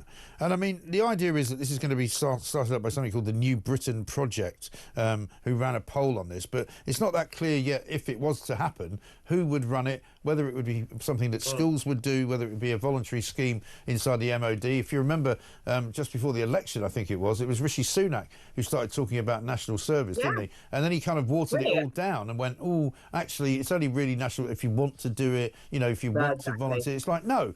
If you're going to make it national service, make it national service. You have to do it. You can't have a choice. Just do it like in Israel, like in plenty of countries. Just do it for a couple of years after you leave school. Right. You do it at 16 or you do it at 18. For some people, it'll become a career. For other people, it'll be like a gap year. They travel the world. They'll see all sorts of things. They'll have discipline. They'll have some physical training. Yeah. And you can learn a skill of some kind. Yeah, absolutely. Cooking. Musical instruments, doctoring, there's all sorts of things within the army, within the military that are absolutely amazing. I did a quick Schoolgate survey for you this morning, Mike. Most of the parents, except for the really pathetic woke ones, most of the parents thought it was a brilliant idea. And the woke ones won't speak to me anyway. I was going to say. And they were like, oh, it sounds a bit mean. And I was like, mean? Yeah. What do children need? So there you go. I know. Incredible, isn't it? Because, I mean, it's surely better as well to spend money on training people, young people in particular, who are on benefits, rather than just giving them benefits to do nothing all day. But also it's cruelty. I see it as child abuse, young person abuse, to let them just have zero meaning and purpose and sense of direction in their life. Yeah. How depressing to start off your working life on benefits at home, doom scrolling on the internet. I mean, that is not how you start your life. No, goodness sake. It really isn't. Good to see you, Emma. Thank you very much indeed. I'm sure we'll see you in here very soon once again. Emma Wolf, I'm not going to call her a parent because she doesn't like it. Writer, journalist. That's good enough, isn't it? We'll call you that. It's 9:44. Let's have a gaffe from Jeremy Kyle. Cardinal Vincent Nichols. He's a Scouse Cardinal. The Archbishop of Westminster's a Scouser. There he is on screen. All right, Vinny. There's a major gamble on Vinny. Vinny's from 33 to 1 down to 20 to 1 to be the next Pope. He could wake up tomorrow morning in the Vatican. He's thinking, this would be a great gig. I'll tell you what. I've never been in a house like the Vatican where I've come from, in Kirby. I'm telling you now, I've got a great chance to win. Listen, Jeremy, with a name like Cornelius Pybus, lad, I've got to be the next Pope, you know what I mean? I mean, you can't have it, can you? A British Pope would be incredible. Can you imagine? Right, we're going to have a bit of... You can all just understand we need to have a bit of prayers on a Sunday after the match. There's a Scouse Cardinal. Right. Hey, come on now. Let's get all you Catholics together on a Sunday. We'll have a little bit of a prayer. Can you imagine? It's a big Catholic city, Liverpool, of course, isn't it? It is. The management is circling. They're trying to get me to stop doing this accent. I'm not doing it. I'm doing it. I'm continuing it. Breaking news from the Sistine Chapel. They are voting in the conclave for a new Pope. Phil Dave, the new Pope could be a Scouser. It could be Cardinal Vincent Nichols. He's in from 33 to 1. He's at 18 to 1 now. Come on, Vinny. We're all behind you, kid. There he is on screen. Of course, unfortunately, didn't make it. It's Pope Bob now. Who's come in on the outside rail from Chicago. Spent a lot of time in Peru, by the way, as well. Paul says this from Durham. Morning, Mike. Awesome show as usual. My mate is a builder and he's just renovated a property, and on completion the landlord told him he's housing migrants for double the rent. Landlord also said the renovation was paid for and the rent will be paid for by the local council. The property's in Durham. He also said he has another property with exactly the same setup. We are screwed, Mike. Yeah, absolutely right. That is appalling, isn't it? By the way, we've got a bit more breaking news for you. Apparently Donald Trump has gone to Oslo today. He's just pitched up in Norway for some reason. Apparently they're going to have talks about defence, his new favourite subject. Anything to get away from the things that are bugging this country. To wit, the terrible price of energy, which is all down to Ed Millipede and his net zero madness, the terrible cost of migrants being housed not only in hotels now but also in houses up and down the country. We just heard from our friend Paul in Durham that's all going on. And anything to get away from the dreadful voting record of the Labour government. Having only been in for 10 months, they've been slaughtered at the elections locally and, of course, having lost the Runcorn by-election by reform. And he goes off to talk about defence in Europe because he thinks it makes him a sort of, international statesman. It's pretty ridiculous. Absolutely ridiculous. Morning, Mike. At this point, it must be cheaper to build an immigrant centre on a deserted Scottish island rather than kicking people out of their homes to house them. Well, that's a good point. I'd like to see that. Jane says, morning, Mike. Thanks for the kipper references. You reminded me I had some in the freezer, just doing them for breakfast. Very nice. I like a kipper for breakfast. A poached egg, of course, with it. 9:47.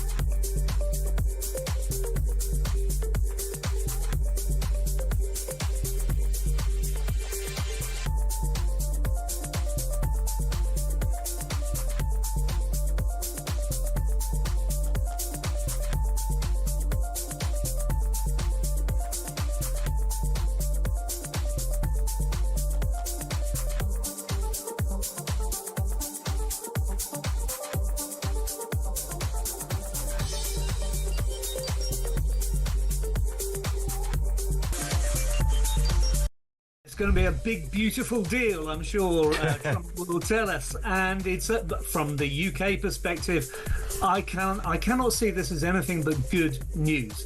It's a great Brexit dividend, and isn't it ironic that Brexit dividend should go to Keir Starmer, and full credit to him for getting this over the line. But of course, he was Remainer-in-Chief. He was the guy who tried to overturn Brexit, tried to do everything he could to stop Brexit happening, and now maybe this Brexit benefit.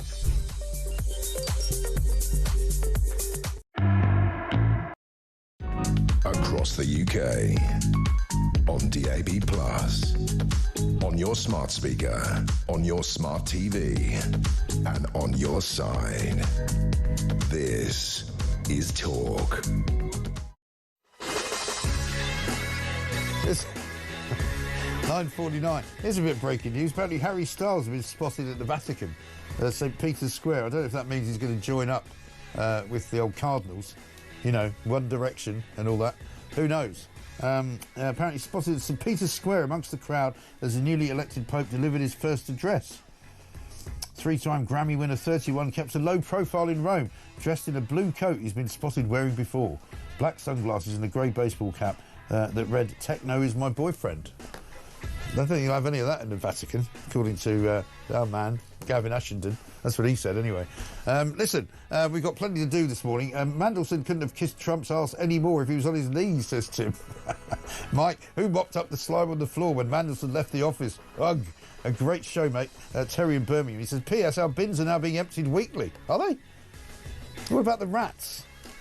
And Liz in Farnborough says, or Flamborough, surely that's Farnborough, the money allocated to doctors' surgeries equates to less than £1,000 per surgery.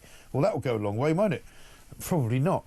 Now, for those of you who haven't been with us for the entire show, we've been playing quite a lot of this because it is, of course, the announcement that was made by Donald Trump in the Oval Office yesterday morning, their time, yesterday afternoon, our time. And, of course, after having announced what the trade deal was, Donald Trump went over to speak to our Prime Minister. Have a listen. I'd like to introduce him now to say a few words. Mr. Prime Minister, please take it away. Thank you, Mr. President, Donald. And this is a really fantastic, historic day in which we can announce this deal between our two great countries. It is just totally mad, isn't it? Luckily, you have been absolutely inspired again this morning, you guys out there. So let's have a listen to some of your Starmer impressions that have come in. Mr. President, Donald. Donald, Jeffrey, Bungle, Donald. We've done a great deal with Don. I just done a deal, did I tell you? We've done a deal. It took us 30 years, but we did it in 10 months. We did the deal. Donald, what a great deal we've done. Good morning. Hello, Donald. Mr. President Donald. Oh, my God. Did anybody count the number of Keith used in his chat with Donald? How embarrassing, says John from Stafford. I don't know. Steve says, morning, Mike. America's got the Pope. We've got the dope. Very good. I like that one. It's incredible, isn't it? And one here from somebody who doesn't give a name. Megan, flogging bath stuff. Perhaps you should launch your own range of male grooming products, Mike. Names that occur to me: Man Up, Be a Man, Feel Like a Man, or maybe just Balls. You always cheer me up. Thank you very much indeed. Incredible stuff, isn't it? Now, it's time to find out how you could be in with a chance of winning a weekend away in Munich at the end of May to watch the biggest game in European football. It is, of course, the Champions League final. Without Arsenal, unfortunately. We're also putting £5,000 in your pocket to spend however you want to. Win a once-in-a-lifetime trip to watch the Champions League final live. Go to talksport.com/win for your chance to embark on the ultimate odyssey of football ecstasy. With 2 tickets to the Champions League final live at the iconic Munich Football Arena, Germany, including flights, accommodation, and an uber-massive £5,000 in your hand. How about that? Enter online now at talksport.com/win. Terms and conditions apply. Achtung, baby.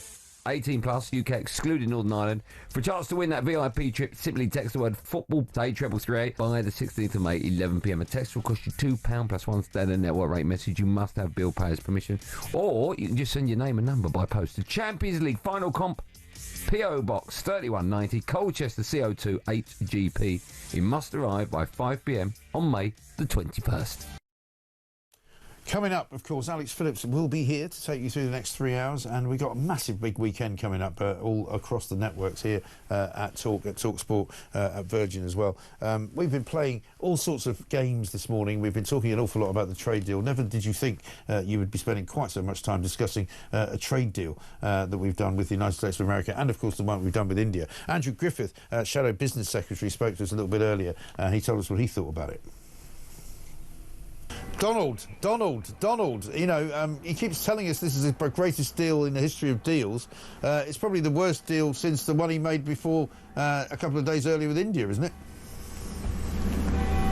Well, it's certainly not a great deal. It's not a historic deal. It's a deal that still leaves British exporters paying higher tariffs than 2 months ago. I can understand, look, if you're in the car industry and we're looking down the barrel of those 25% tariffs, that you welcome this. But this is a million miles away from being a comprehensive free trade agreement of the sort that we were pursuing. Would do so if we got back into government. We wouldn't have lost the services of Crawford Falconer, our chief negotiator. We'd have got into the room much more quickly after the election, not waited until the inauguration. And it's a big oversell. You could see how needy the Prime Minister was yesterday when he was on the telephone into the Oval Office, referring to the Prime Minister as Donald. Look, the reality is that we need the proper deal, the deal that genuinely reduces tariffs to a position that is lower than when this government came into office, and that's just one of many things that we need to get our economy motoring again. You know, what's he doing about energy? When's he going to reverse the employment rights bill that's going to throw thousands of people out onto the dole? Yeah, well, you were writing about this, and you did a video, I think, with Toby Young this week, didn't you, on the employment rights bill, because part of the employment rights bill is the rights of people in hospitality, particularly, to complain about what they might be overhearing if you happen to be dining in a restaurant or talking to somebody in a pub, which is basically a sort of a ban on banter, isn't it?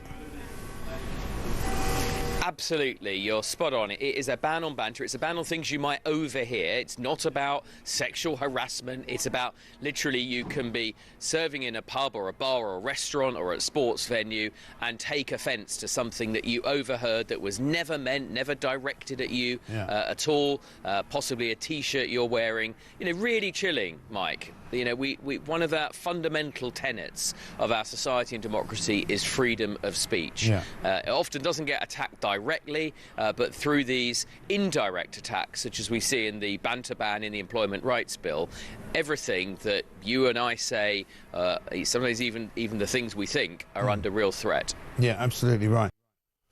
Yeah, I mean, this is a ridiculous development, isn't it? This is part of the Workers' Rights Bill, where apparently people who work in pubs and or restaurants, if there are any left by the time this government's finished, might be able to object to anything that you say if they don't like the sound of it. And they might go to their manager or the owner of the establishment and say, oh, I've been offended by something that bloke sitting over there said, at which point they presumably come over to you and say you have to either get out or they call the police on you and say, well, what did you say?